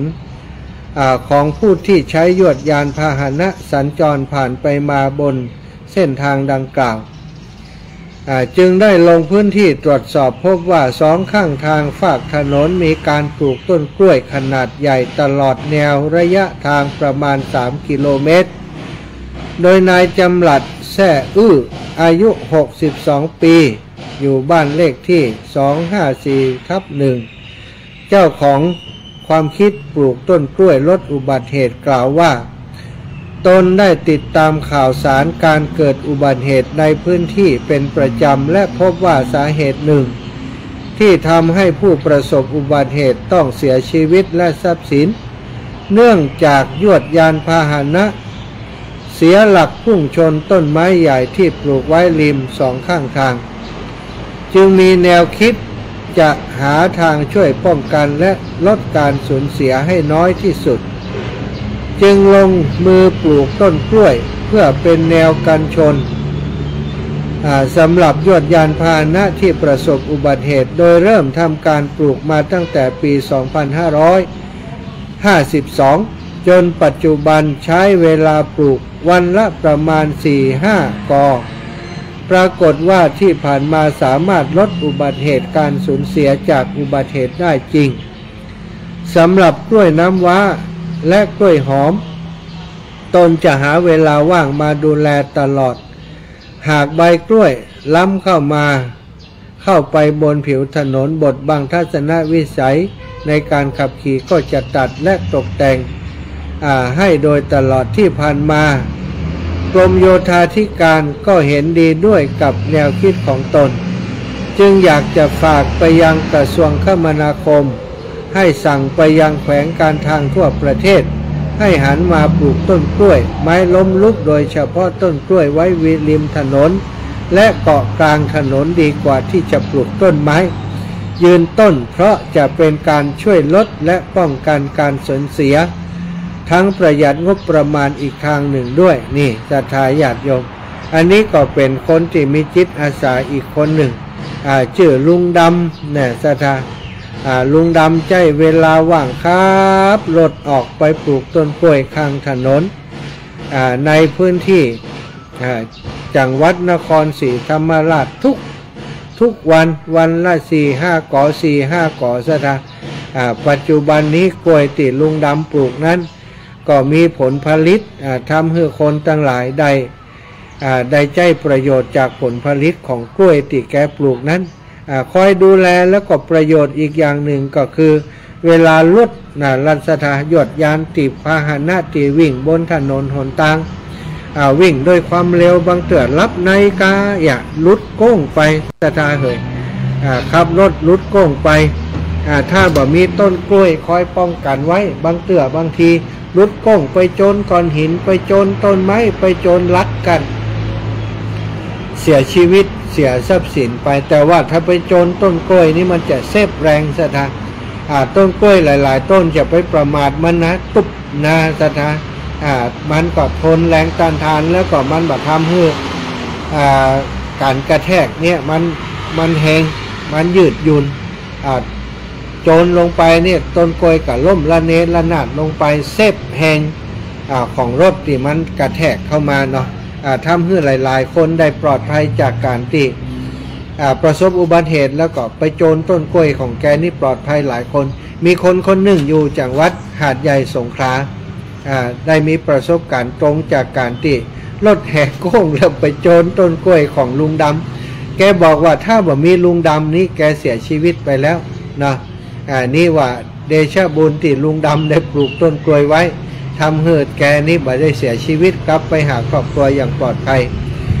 จากขั้นมาเนี่ยสถาคนนี้ก็เอาแนวคิดนี้จะไปขยายไปปลูกในพื้นที่ของแกแต่บอกว่าหลังจากนั้นก็จะปลูกอย่างลุงดำก็คนเฮามันบ่เหมือนกันเนาะจะหาคนอย่างลุงดำมันก็บ่เหมือนหรอกอย่างที่ปิ่มหมวดวิชัยก็คงจะมีคนเดียวนะเนาะปัจจุบันนี้ถนนสายอื่นอาตมาก็บ่หันไปเยอะหรอกมีกับถนนสายเดียวที่ปิ่มหมวดวิชัยทำไว้อย่างลุงดำที่ทำก็มีถนนสายเดียวที่ลุงดำทำอันนี้ก็ 3-5 กิโลคนอื่นจะขยายต่อไปนี่ก็บ่แน่ใจว่าจะมีคนคิดแบบนี้ก็นะบางคนก็ว่าโอ้เนี่ยเฮียนแบบเปิ่นอายเปิ่นเนี่ยความจริงการทำดีว่าจำเป็นต้องอายถ้าหากว่าโครงการอย่างต่างๆเป็นโครงการที่ดีก็ควรจะส่งเสริมหรือว่าควรจะทำอาจจะบ่ต้องทำอย่างเปิ่นก็ได้เนาะอย่างที่ลุงหมวดวิชัยทำเขาก็อาจจะบ่ต้องทำอย่างลุงหมวดวิชัยอาจจะปลูกต้นไม้ชนิดอื่นก็ปลูกพืชเศรษฐกิจในบ้านในหมู่บ้านในชุมชนของเราที่เปิ่นใจประโยชน์อย่างปลูกต้นกล้วยในหัวไร่ปลายนานี่อาตมาในตีของป่าจ้าเนาะป่าจ้าที่บ้านทุ่งโป่งที่อาตมาได้จำพรรษาอยู่ในพรรษาแรกนั้นศรัทธาญาติโยมอาตมาก็หันว่ามันตีมันว่างเปล่าบ่ได้ตีป่าจ้าเสียดายแล้วก็เพี้ยวหญ้าเพี้ยวกงอยู่บ่ได้ท่านก็เลยเอากล้วยไปปลูกไว้ศรัทธาปลูกกล้วยเป็น100 กอเหมือนกันนะ100 หน่อปลูกไว้โอ้ตอนที่ไปเข้ากรรมปีที่ผ่านมาที่ปัดท่อศรัทธา กล้วยนี่เคียยาวเป็นเกือบจะเม็ดกับมีหน่วยปลุกปลักแล้วก็คนบอกค่อยไปตัดเอาสถานอาตมาก็บอกเขาไว้ว่าเอาไปตัดไปขายได้นะเอาไปขายแล้วก็เอาตังมาบำรุงโรงเรียนเอาไปเนี่ยอย่างอีกก็ได้แต่คนเขาบอกใครกล้าเข้าไปจ้าเลยไม่ใครมีใครไปเอาคนที่อันจ่อยอาตมาปลูกลุงสุราษฎร์ก็ตายละอาตมาไปเห็นนะปัจจุบันกล้วยที่อาตมาปลูกไว้ตอนนี้ปรากฏว่าเป็นจุดเป็นบริเวณที่เปิดไปแปลงเมนพอดีก็เสียดายว่าหลายต้นถูกคุดถูกอันถอนออกไปก็มีอยู่ส่วนหนึ่งเหลืออยู่ส่วนหนึ่งวันหน้าถ้ามีโอกาสก็จะชวนเขาปลูกแอมนะปลูกไว้สถานอย่างน้อยนี่กระรอกกระแตหรือว่านกเนาะที่เปิดอาศัยอยู่แถวนั้นเนี่ยจะได้มากินจะได้มากินปลูกคือนกคือหนูมันกินใบของมันก็ใช้ประโยชน์ได้ต้นของมันก็ใช้ประโยชน์ได้โดยเฉพาะหน่วยของมันลูกของมันก็กินได้บางคนก็กลัวเป็นของปลาจ้ากินมาได้มันก็จะไปเป็นอย่างกล้วยเนาะสถานมันก็เป็นกล้วยอยู่นั่นแหละเขากินก็เป็นประโยชน์สุขภาพเขาก็ดีไปแต่บางคนที่กลัวเกินไปก็กลัวเรื่องผีเรื่องช้างอะไรอย่างก็มีไปสปะเหมือนกันบักกล้ากินแต่อาตมานี้ตั้งใจปลูกไว้เพื่อว่าอย่างน้อยนี่คือนกคือหนูที่ไปอยู่อาศัยในป่าจ้าได้กินนี่อันนี้ก็ทำไว้นะบ่ได้แต่ว่าบ่ได้ไปปลูกในหนตังเท่านั้นศรัทธาญาติโยมทั้งหลายเนาะการที่เป็นจิตอาสาการที่มีความเสียสละนี่เป็นการสร้างสมบุญอย่างหนึ่งหลายๆคนบอกว่าอยากทำบุญแต่เจ้าบ่มีตังอีแม่บ่มีทรัพย์สมบัติอะไรอย่างนักเลยบ่ได้ทำบุญอาจารย์ว่าอันนี้แสดงว่าบ่เข้าใจวิธีการที่จะทำให้เกิดบุญ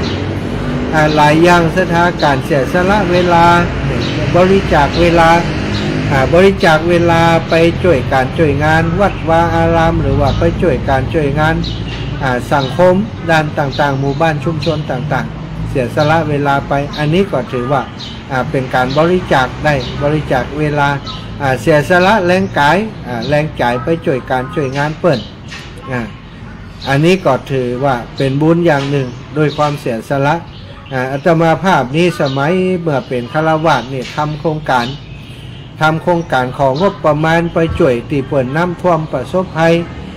ตอนที่เป็นสท.สมัยเป็นฆราวาสนี่เป็นสท.ทำโครงการของงบพัฒนาภาคประชาชนได้สตังมาหลายอยู่ก็เอาไปช่วยซ่อมเหมืองซ่อมฝายให้เปิ่นซ่อมเหมืองซ่อมฝายที่ฝายมันพุดมันโผล่มันพวกมันโยดมันปังไปงบประมาณจากตังท้องถิ่นมาบัดตันเถอะพอดีเขาได้งบประมาณส่วนนั้นมาจะมาก็เอางบประมาณส่วนนั้นไปจะทำไปซื้อกระสอบไปซื้อไปจ้างเป็นน้องเจ้าบ้านไปทำไปถมไปทำไปขุดหลอกไปทำผนังป้องกันเหมืองฝ่ายให้เปิดอันนี้ก็เป็นจิตอาสาอย่างหนึ่งเหมือนกันแต่ว่าการทำอย่างนั้นนี่มันก็ยังบ่อย่างยืนเท่ากับการที่อย่างที่ฟังของท่านหมวดวิชัยหรือว่าในดาววิชัยที่เป็นทำนี่อันนี้เป็นโครงการที่ยังยืนมาถึงปัจจุบันนี้สถานยังทำให้เศรษฐกิจของท้องถิ่นเปิดเจริญในการที่เขาจะทำโครงการอะไรยังก็แล้วแต่สถานบางทีนี้อาจจะไปกระทบเข้าทางกับผู้นำท้องถิ่นอันนี้บัจเจหน้าที่ของเขาไปเนี่ยมันอย่างท้องถิ่นเปิดเนี่ยถ้าเขาเกิดอย่างอีกก็ย้อนไปนึกถึงท่านท้าวมัคควานหรือว่ามัคคมนุษย์ที่ตอนเป็นมนุษย์บำเพ็ญบุญอยู่นั้นมัคคมนุษย์สร้างถนนหนทางซะนะสร้างถนนหนทางคือคนเตียวคือคนต่องคือคนเตียวสร้างศาลาสร้างน้ำบ่อพุทธน้ำบ่อก่อศาลาสร้างสาธารณประโยชน์แรกก็มีคนฟ้องร้องบาหันตัวอย่างที่เล่าให้ฟังแต่ว่าแต่สุดท้ายความดีย่อมชนะสิ่งบดีเนาะคนดีย่อมชนะคนที่บดีได้เหมือนกันนะคนที่เขาบดีมาฟ้องมาร้องสุดท้ายก็ได้เรียกว่าได้รับภัยพิบัติโทษถึงตัวคือทุกแก่ท่านทุก ทุกโทษนั้นก็กลับถึงตัวของเขาในที่สุดนะได้รับบาปกรรมในที่สุดอย่างผู้ใหญ่บ้านนอติฟ้องร้องท่านมคมนพนั่นว่ามคมนพเนี่ยโอ้ไปทำการส่องสุมจะมาป่นบ้านชิงเมืองทำกล่องโจรขึ้นมาเพื่อจะมาป่นพี่น้องเจ้าบ้านว่าอย่างนั้นเป็นภัยแก่บ้านแก่เมืองแต่สุดท้ายเมื่อความจริงปรากฏคนที่ฟ้องร้องก็ได้รับโทษทันในที่สุดเนี่ยบาปบ่แปรบุญเพิ่นถึงบอกเนาะสถานมีชีวิตอยู่ก็สร้างสมอบรมกันไปสถานอันว่าบุญอันว่ากุศลนั้นบ่มีไผจะบังคับบ่มีไผจะบีบเค้นแล้วก็บ่มีไผจะทำให้ไผได้ด้วยบุญนั้นเราเป็นสิ่งที่เราจะต้องทำเองจะต้องสั่งสมเองถึงจะได้อย่างที่เพิ่นเปรียบเทียบว่าเขาอยากจะอิ่มเขาก็ต้องกินข้าวก่อนถ้าเขามากินข้าวเขาอยากจะหายดับความกระหายเขาก็ต้องดื่มน้ำถ้าเขาจะให้คนอื่นดื่มแทนให้คนอื่นกินแทนเขาก็อิ่มที่เขามันไม่ใช่อิ่มที่เขาซะท่าอันนี้ก็คือลักคิดที่เป็นธรรมดาถ้าเขาต้องการใช้ชีวิตคือมันมีประโยชน์แก่ตนแก่ผู้อื่นมันก็ต้องสร้างประโยชน์แก่ตนแก่ผู้อื่นแต่ประโยชน์จะเกิดแก่ตนนั่นก็คือการต้องเสียสละช่วยเหลือผู้อื่นจึงจะเกิดประโยชน์แก่ตนอย่างคนที่เป็นต้องการบุญกุศลนี่ทำบุญกับตัวเก่าใช่ไหมฮื้อตัวเก่านี่โอ้ใครได้บุญเนี่ยชื่อของมัตตานตัวเก่า มันคงจะได้บุญมันคงจะบ่ได้บุญน้องอู้ง่ายๆตานตัวเก่านี่คงมันก็แคบเกินไปคับแคบเกินไปแต่ว่าถ้าเขาช่วยเหลือผู้อื่นทำบุญกับคนอื่นช่วยเหลือคนอื่นอย่างต่างๆเหล่านั้นแน่นอนเนาะมันก็จ่องเป็นบุญสะท้อนย้อนหลังกลับมาหาเราช่วยกันเนาะช่วยกันสร้างสรรค์สังคมให้มันน่าอยู่ขึ้นเพราะสังคมทุกวันนี้เขาจะหันมีแต่คนหันแก่ตัวบ่ค่อยหันประโยชน์แก่ส่วนรวมอย่างที่เป็นของที่จะได้ที่กับผู้เข้าหาตัวอย่างเดียวบ่ค่อยมีผู้ออกคนส่วนใหญ่ก็เป็นอย่างนี้แต่เฮาตั้งหลายนั้นเนาะในฐานะที่เฮาเกิดมา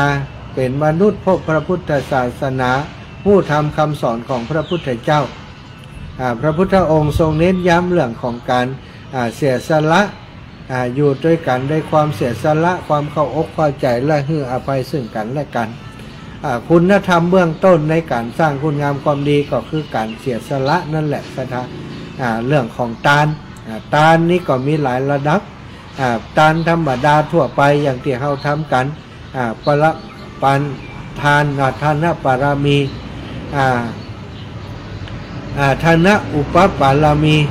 อุปปารามีก็ใหญ่ขึ้นมาทานะปรามัตถปารามีก็ยิ่งใหญ่ขึ้นไปแหม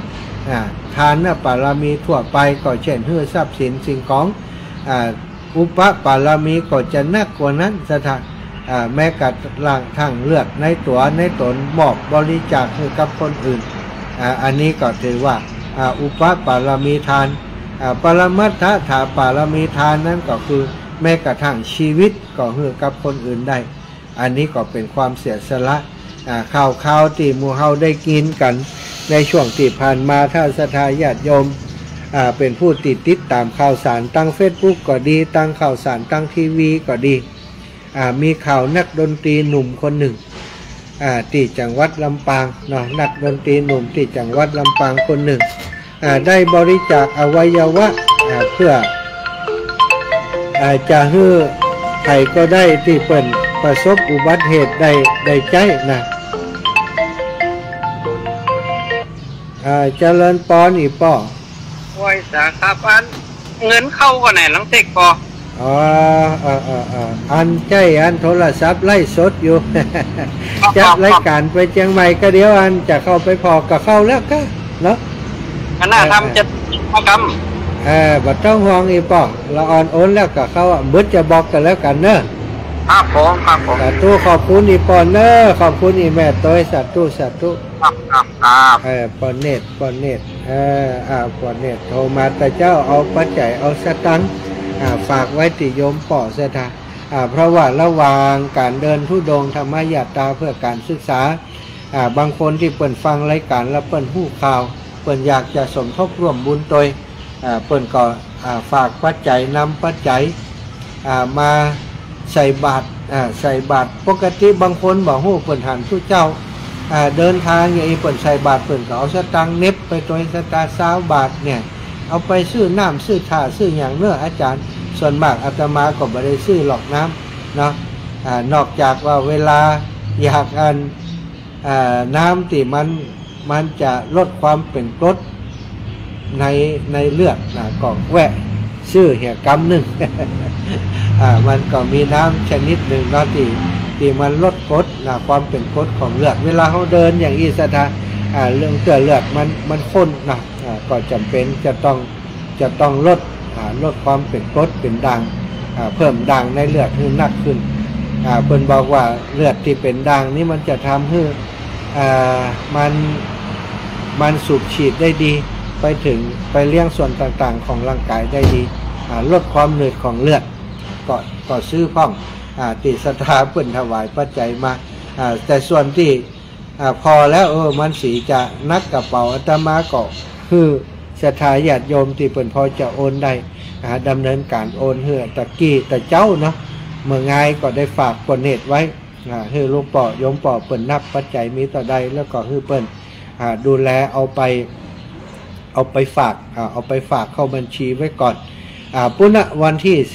12เนาะ12ก็จะไปเช็คดูยอดที่เข้ามาตั้งแต่จะมาเดินธุดงค์ธรรมยาตราคือตั้งแต่วันที่19ที่มันเข้าบัญชีมาต่อใดก็จะได้ถอนออกมาแล้วก็จะเอาปักต้นผ้าป่านำไปช่วยเหลือโรงเรียนก็คงจะได้บรรณาก็จำเป็นจะต้องปัจจัยของตัวที่มีอยู่โดยสมทบไปช่วยเหลือตั้งโรงเรียนปีนี้ก็ยังจะต้องช่วยเหลือในครูอัตราจ้างที่ต้องจ้าง3 คนซะนะ3 คนตกคนละ 7,000 บาท 7,000 คูณ 12 7 84 84,000คูณด้วย3เพราะว่าจ้าง3 คนก็ตกอยู่ที่ 252,200อย่างเนี้ยเนาะประมาณนี้เนอะจะอันนี้ก็คือจะได้จะฮื้อก็บ่ได้ซีเรียสแต่ว่าขอฮื้อได้ทำบ่ได้คิดว่าเดินธุดงค์เที่ยวนี้ทำกิจกรรมเที่ยวนี้จะต้องได้ต่ออันต่ออีเขาบอกหู้ตั้งนานเนาะสถานแต่ว่าขอฮื้อได้ทำอย่างมาว่าเนี่ยทำไปเล็กๆน้อยๆมันก็สะสมไปเรื่อยๆมันบอกกลุ่มบอกปอก็ฮื้อตั้งโรงเรียนหรือว่าชมรมผู้ปกครองเปิดจัดกิจกรรมอย่างอื่นสนับสนุนไปอาจจะช่วยเป็นรายปีมาได้ก็อาจจะต้องรายเดือน ถ้ามันได้บรรณาก็อาจจะเดินหลายเดือนเพิ่มขึ้นเพื่อจะให้ลูกหลานได้มีครูช่วยสอนตามจำนวนที่ทางโรงเรียนต้องการเนาะมีถ้าเปิ่นกล่าวนี่ก็คือมีสภาพคล่องในการบริหารจัดการการศึกษาของโรงเรียนศรัทธาญาติโยมตอนนี้ก็อู้กันไปปรึกษากันไปเล่าให้ศรัทธาญาติโยมญาติโยมฟังไปศรัทธาญาติโยมไผจะโทรเข้ารายการมาช่วงนี้ก็ได้ละเนอะ16:40 นาทีเนาะช่วยกันช่วยกันจ่าไปเนาะอาตมาคนเดียวบางเตือก็อิดเหมือนกันนะขอบคุณกับศรัทธาญาติโยมที่เปิดฟังทาง Facebook ไลฟ์เนอะขอบคุณทุกคนที่ติดตามอยู่ในคณะนี้หลายท่านหลายคนอยู่มีไผ่อำพรที่อินแม่สีทรเป็นกิจนะพระเอกชัยแข็งแสงกันทะนะโยมสมศรีใจบุญก็ติดตามรับชมอยู่ขอบคุณนักๆเนอะขอบคุณทุกคนที่เปิดรับชมอยู่ในขณะนี้ก็เป็นการให้กำลังใจซึ่งกันและกันเนาะ อาตมาภาพก็อาศัยกำลังใจจากศรัทธาญาติโยมทำโครงการธรรมญาตรานี้ถ้าบ่มีศรัทธาญาติโยมช่วยเหลือเป็นกำลังใจให้เลยก่อนลำบากอยู่ขอบคุณแม่ทองศิษย์ดวงพยศได้ติดตามจากทางช่องทางของไลน์ที่เป็นเพื่อนกันอยู่ท่านมหาประทินมหาประทินวันพุกนะแม่ฟองจันแม่จันฟองมะโนวังบ้านแรงลำปางโยมแม่ติดต่อมาเรื่องไอ้ยังสาธุเจ้าอาจารย์ถึงไหนแล้วฝนตกก็เจ้าเทวดารักษาคุ้มครองเนื้อสาธุฝนบัดตกอีแม่ถึงไหนแล้วส่งไปให้ดูถึงนี่เนื้อสาธุ ถึงแม่ใจบางคนเป็นก็ติดตามทางนี้เนาะสาธุแม่ครูธัญญาจากสถานีวิทยุวัดฝ่ายหินติดตามอยู่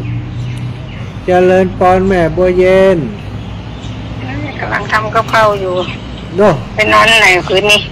นี้นอนป่าเจ้าบ้านสีถ้อยเดี๋ยวไปมันถึงอย่างชั่วโมงนึงเดี๋ยวจัดรายการแล้วก็เดินต่อถึง2 ทุ่มน่าจะ6 โมงน่าจะถึงครับเปิดว่าพ่อไก่อาจารย์นี่นะอาจจะมาวันที่หยังเอาไปหัวอย่างอาจจะ 2-3 เดือนรุ่นหัวเอาอารมณ์หม่วนว่าเดี๋ยวนี้ม่วนงานครูบาอาจารย์มีที่ไหนก็จะเดินไปก่อนถ้าก็จะหาเวลาเดินได้อีแม่เฮ้ยตู้ลุงแดงย้ายอย่างก็บ้านประจำน้ำโจ้บนโทรมาถามว่าตู้ลุงแดงเป็นมีงานอะไรอย่างก็จะไปหู้เนาะเขากับหู้หรอ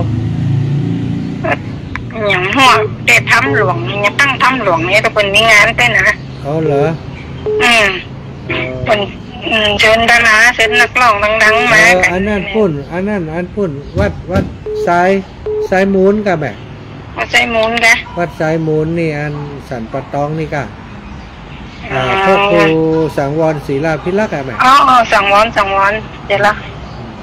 เปิดฝากประกาศอยู่แต่เขาไม่ได้เอามาโดยได้จะถามที่ลุงยองลืมประกาศทุกคนนี่ได้ให้เปิดช่างน้อยหน่อยที่จะบอกเรื่องวันนั้นพระครูวิวัฒน์ว่าฟังรายการอาจารย์หยมทราบนะมีคนเท่าถามเป็นห่วงคนโต๊ะ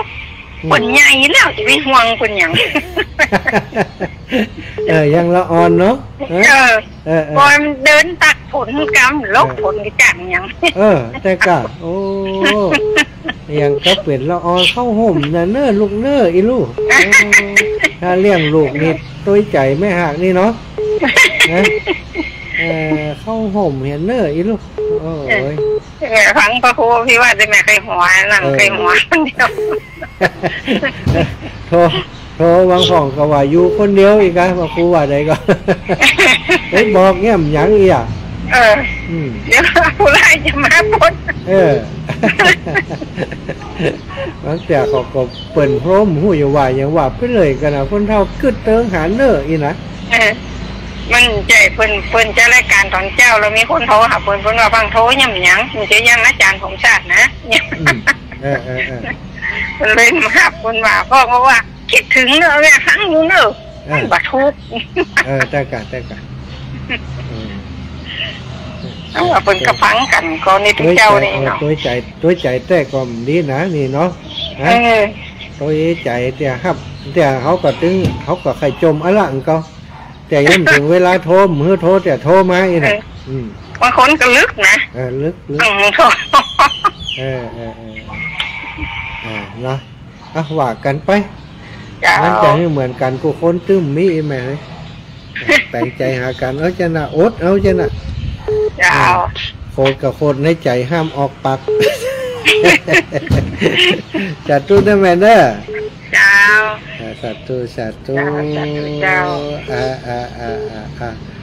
จะเลินปอนป่อบุญสืบอินตาคำผ่านบ้านผมไปแล้วเด้อพระอาจารย์ผ่านแล้วจากห้วยบงก็มาหาบ้านปลาเต๋านะผ่านแล้วละป กาวแล้วสันมึนแก้วเนอะบ้านผมอยู่สันมึนแก้วบูที่10เนอะผ่านแล้ว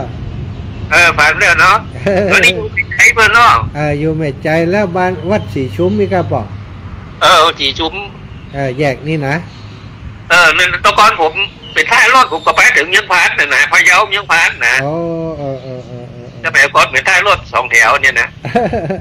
ขออาจารย์เดินทางปลอดภัยเนอะอีปออยู่ดีมีสู้ขอบคุณเนอะขอบคุณอุตส่าห์ฟังอยู่เวียงหมอกคุณนะอีปอมจะอยู่ของใกล้ๆเนอะชะตาบ้านเฉลียมป่านเวียงหมอกเมืองเถินเนอะทิศตามรายการอยู่ต้องขอบคุณอีปอเป็นอย่างสูงเนอะ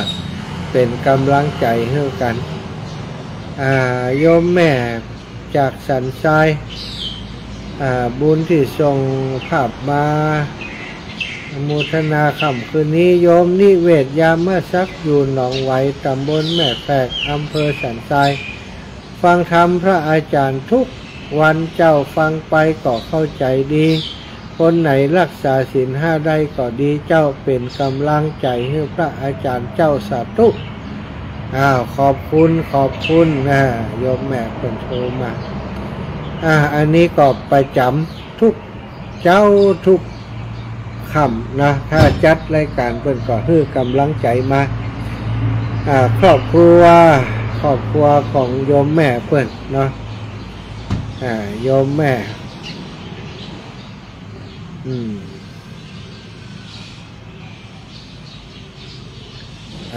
นี่จากลำปาง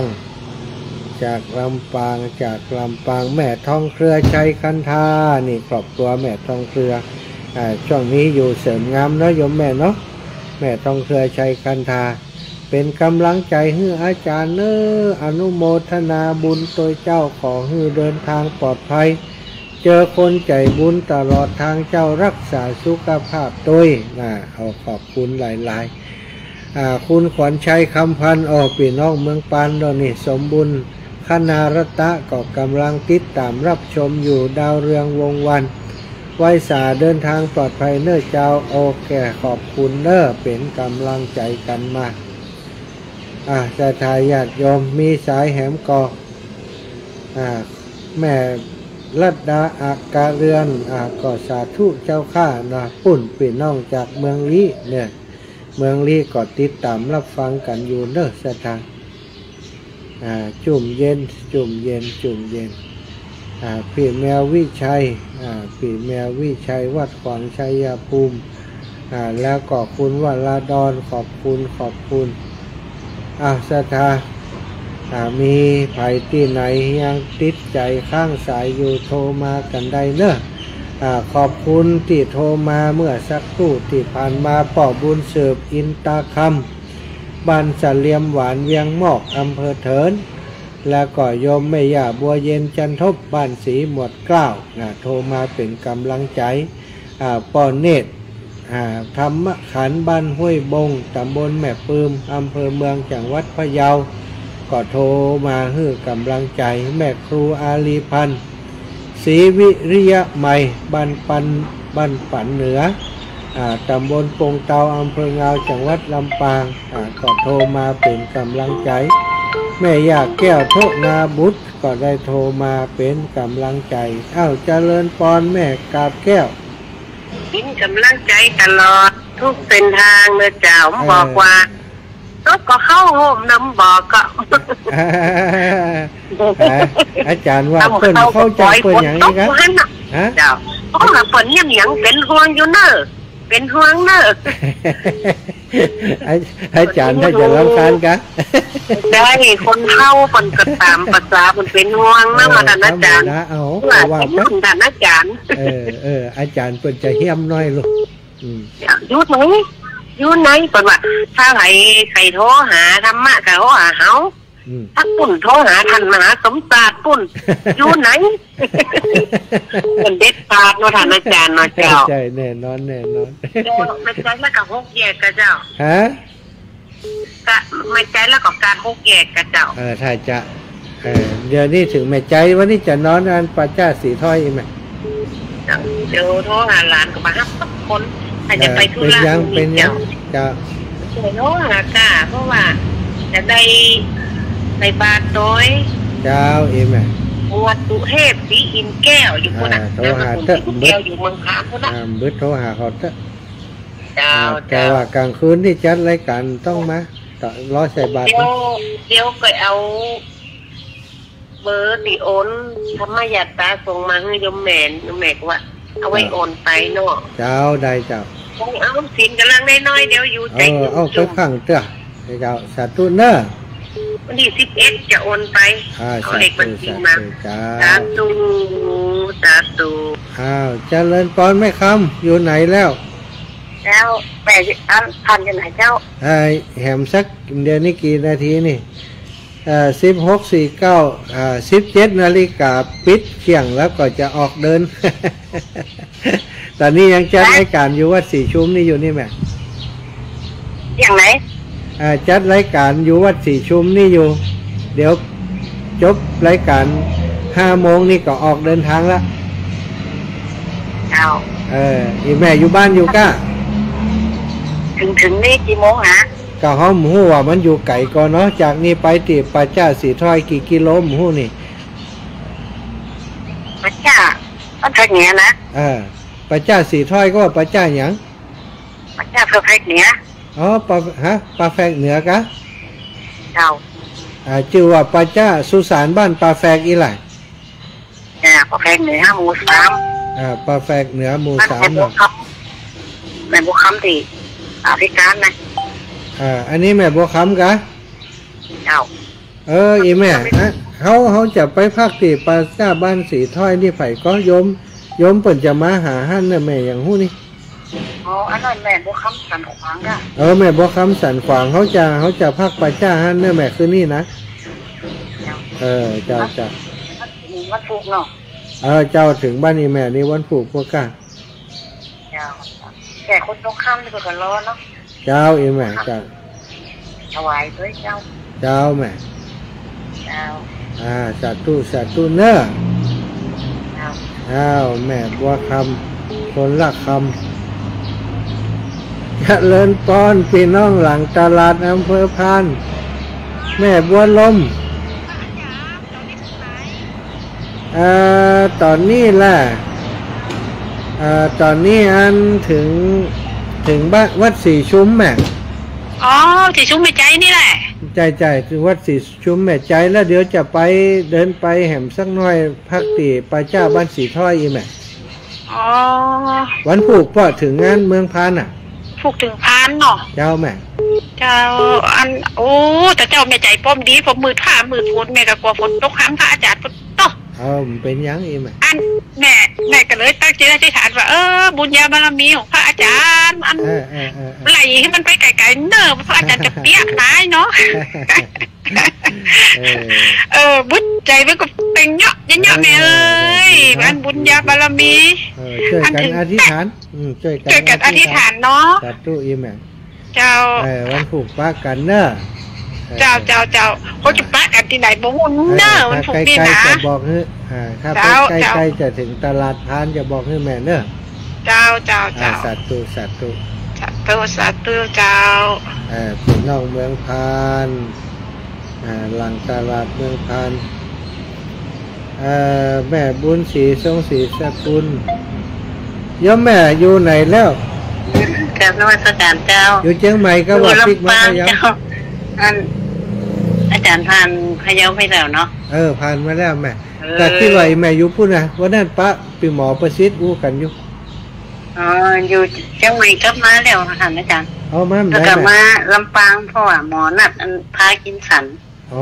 เจ้าเรียกวันนี้แล้ววันผูกป้าหมอเว้มได้ป้าอาจารย์สักคำเป็นยังแม่เขาป้ากันมันวันหลังก็จะบริจาควันหลังเมินอยู่เนาะเจ้าเนาะเมินอยู่เจ้าลูกเดินทางปลอดภัยเนี่ยเจ้าเด้อลูกสาวก็อยู่ลำปางตัวฮั่นก็ไหวอยู่ลำปางเนี่ยเจ้าดีละเจ้าดีขึ้นผ่องเนาะดูแลสำคัญที่ใจแม่คือกำลังใจเพิ่นเนาะกินยารักษาขอบคุมยาให้ดีไปให้ยาเสียเจ้าตัวแม่บุญรักษาแม่ตัวเนอะ เจ้าสาธุเจ้าสาธุสาธุสาธุเจ้าสวัสดีเจ้าแม่บุญศรีทรงศรีสกุลนะอันไก่พะเยาตึ้มได้โทรหาเปิ้นคิดว่าเปิ้นคงจะอยู่เชียงใหม่อยู่นะก็ไปดูแลลูกอยู่เชียงใหม่ไป16:53 นาทีก็วันพรุ่งนี้นะศรัทธาก็จะเดินไปทางเมืองพานเมืองพานนี้ก็จะแวะสักอยู่เมืองพานสัก2 คืน ฉีกเส้นทางหน่อยเมืองพานนี้มีสายที่จะไปทางบ้านสันมะเข็ดบ้านตำบลสันมะเข็ดเราจะไปวัดสันละครของท่านอาจารย์พระครูขวัญพระครูปริยัติภัทรกิจได้แจ้งท่านอาจารย์ไปแล้วว่าจะไปแอวหาจะเดินไปแอวหาเนาะเดินมาจากลำปางมาถึงเมืองพานว่ามันไก่ใกล้อย่างใดมารถนี่บอกฮู้ว่าไก่ใกล้อย่างใดสถาถ้าเดินนี่จะฮู้เรื่อง มาทีละก้าวบอกไก่ให้มันฮู้ไปเนาะกว่าจะถึงได้วันพรุ่งนี้นะจะถึงอาจจะมาถึงวัดสันละครก็ได้เพราะว่าจากนี่ไปเมืองพานก็ยังแหม20 กว่ากิโลบ่แน่ใจนะจากเมืองพานท่านอำเภอพานท่านไปสันละครแหมกี่กิโลฉะนั้นเลยบ่แน่ใจบ่ได้ฟันธงว่าจะไปถึงวัดสันละครเวลาต่อใดเนาะวันใดถ้าวันพรุ่งนี้บ่ถึงก็ไปวันหื้อบ่ได้หีบห้อนอย่างจะไปแอวหาพี่น้องทางสันละครศรัทธาที่เปิดฟังรายการของคลื่นสีขาวของเขาเอาละศรัทธาญาติโยมต้องขอบคุณทุกคนทุกท่านเป็นอย่างสูงที่โทรเข้ารายการมาให้กำลังใจกันตลอดต่อเนื่องในช่วงที่อาตมาจัดรายการอยู่นี้ตะกี้ก็แจ้งไปถึงไผก็ที่เปิ่นโทรมาตึงแม่ลายต่างถิ่นแม่ยายพรร่องวัวแดงแม่จันศรีสุขาแล้วก็ป้าอ้ายที่พี่น้องจากห้างชัดเนอะแม่สมบูรณ์วงแสนบรรไร่ศิลาทองแม่ประพินหนอกแก้วบรรจุดหลวงแล้วก็หลวงตากฤษแม่ลองกันอุบบ้านดอนไฟแม่คำสันขวางแม่ใจพะเยาแม่เพนนะลำพูนแม่จินดาสายสุภาบ้านจำนี้อยู่ลำปางคุณเนอะแม่ย่าอัมพรแสบบูแม่สายเชียงไฮ้ก็ขอบคุณทุกคนทุกท่านที่ติดตามรับฟังรายการตลอดตั้งแต่เช้าจนทอดถึงเวลานี้ขอบคุณติดตามเป็นกำลังใจให้กันทุกช่องทางบ่ว่าจะเป็นทาง Facebook ไลฟ์บ่ว่าจะเป็นทาง YouTube แล้วก็บ่ว่าจะเป็นทางสถานีวิทยุที่จัดรายการอยู่ขอบคุณอนุโมทนาบุญให้ทุกคนทุกท่านอยู่ดีมีสุขมีอายุมันขวัญยืนเนอจัตตารโอธรรมาวัฏันติอายุวันโนสุขังพลัง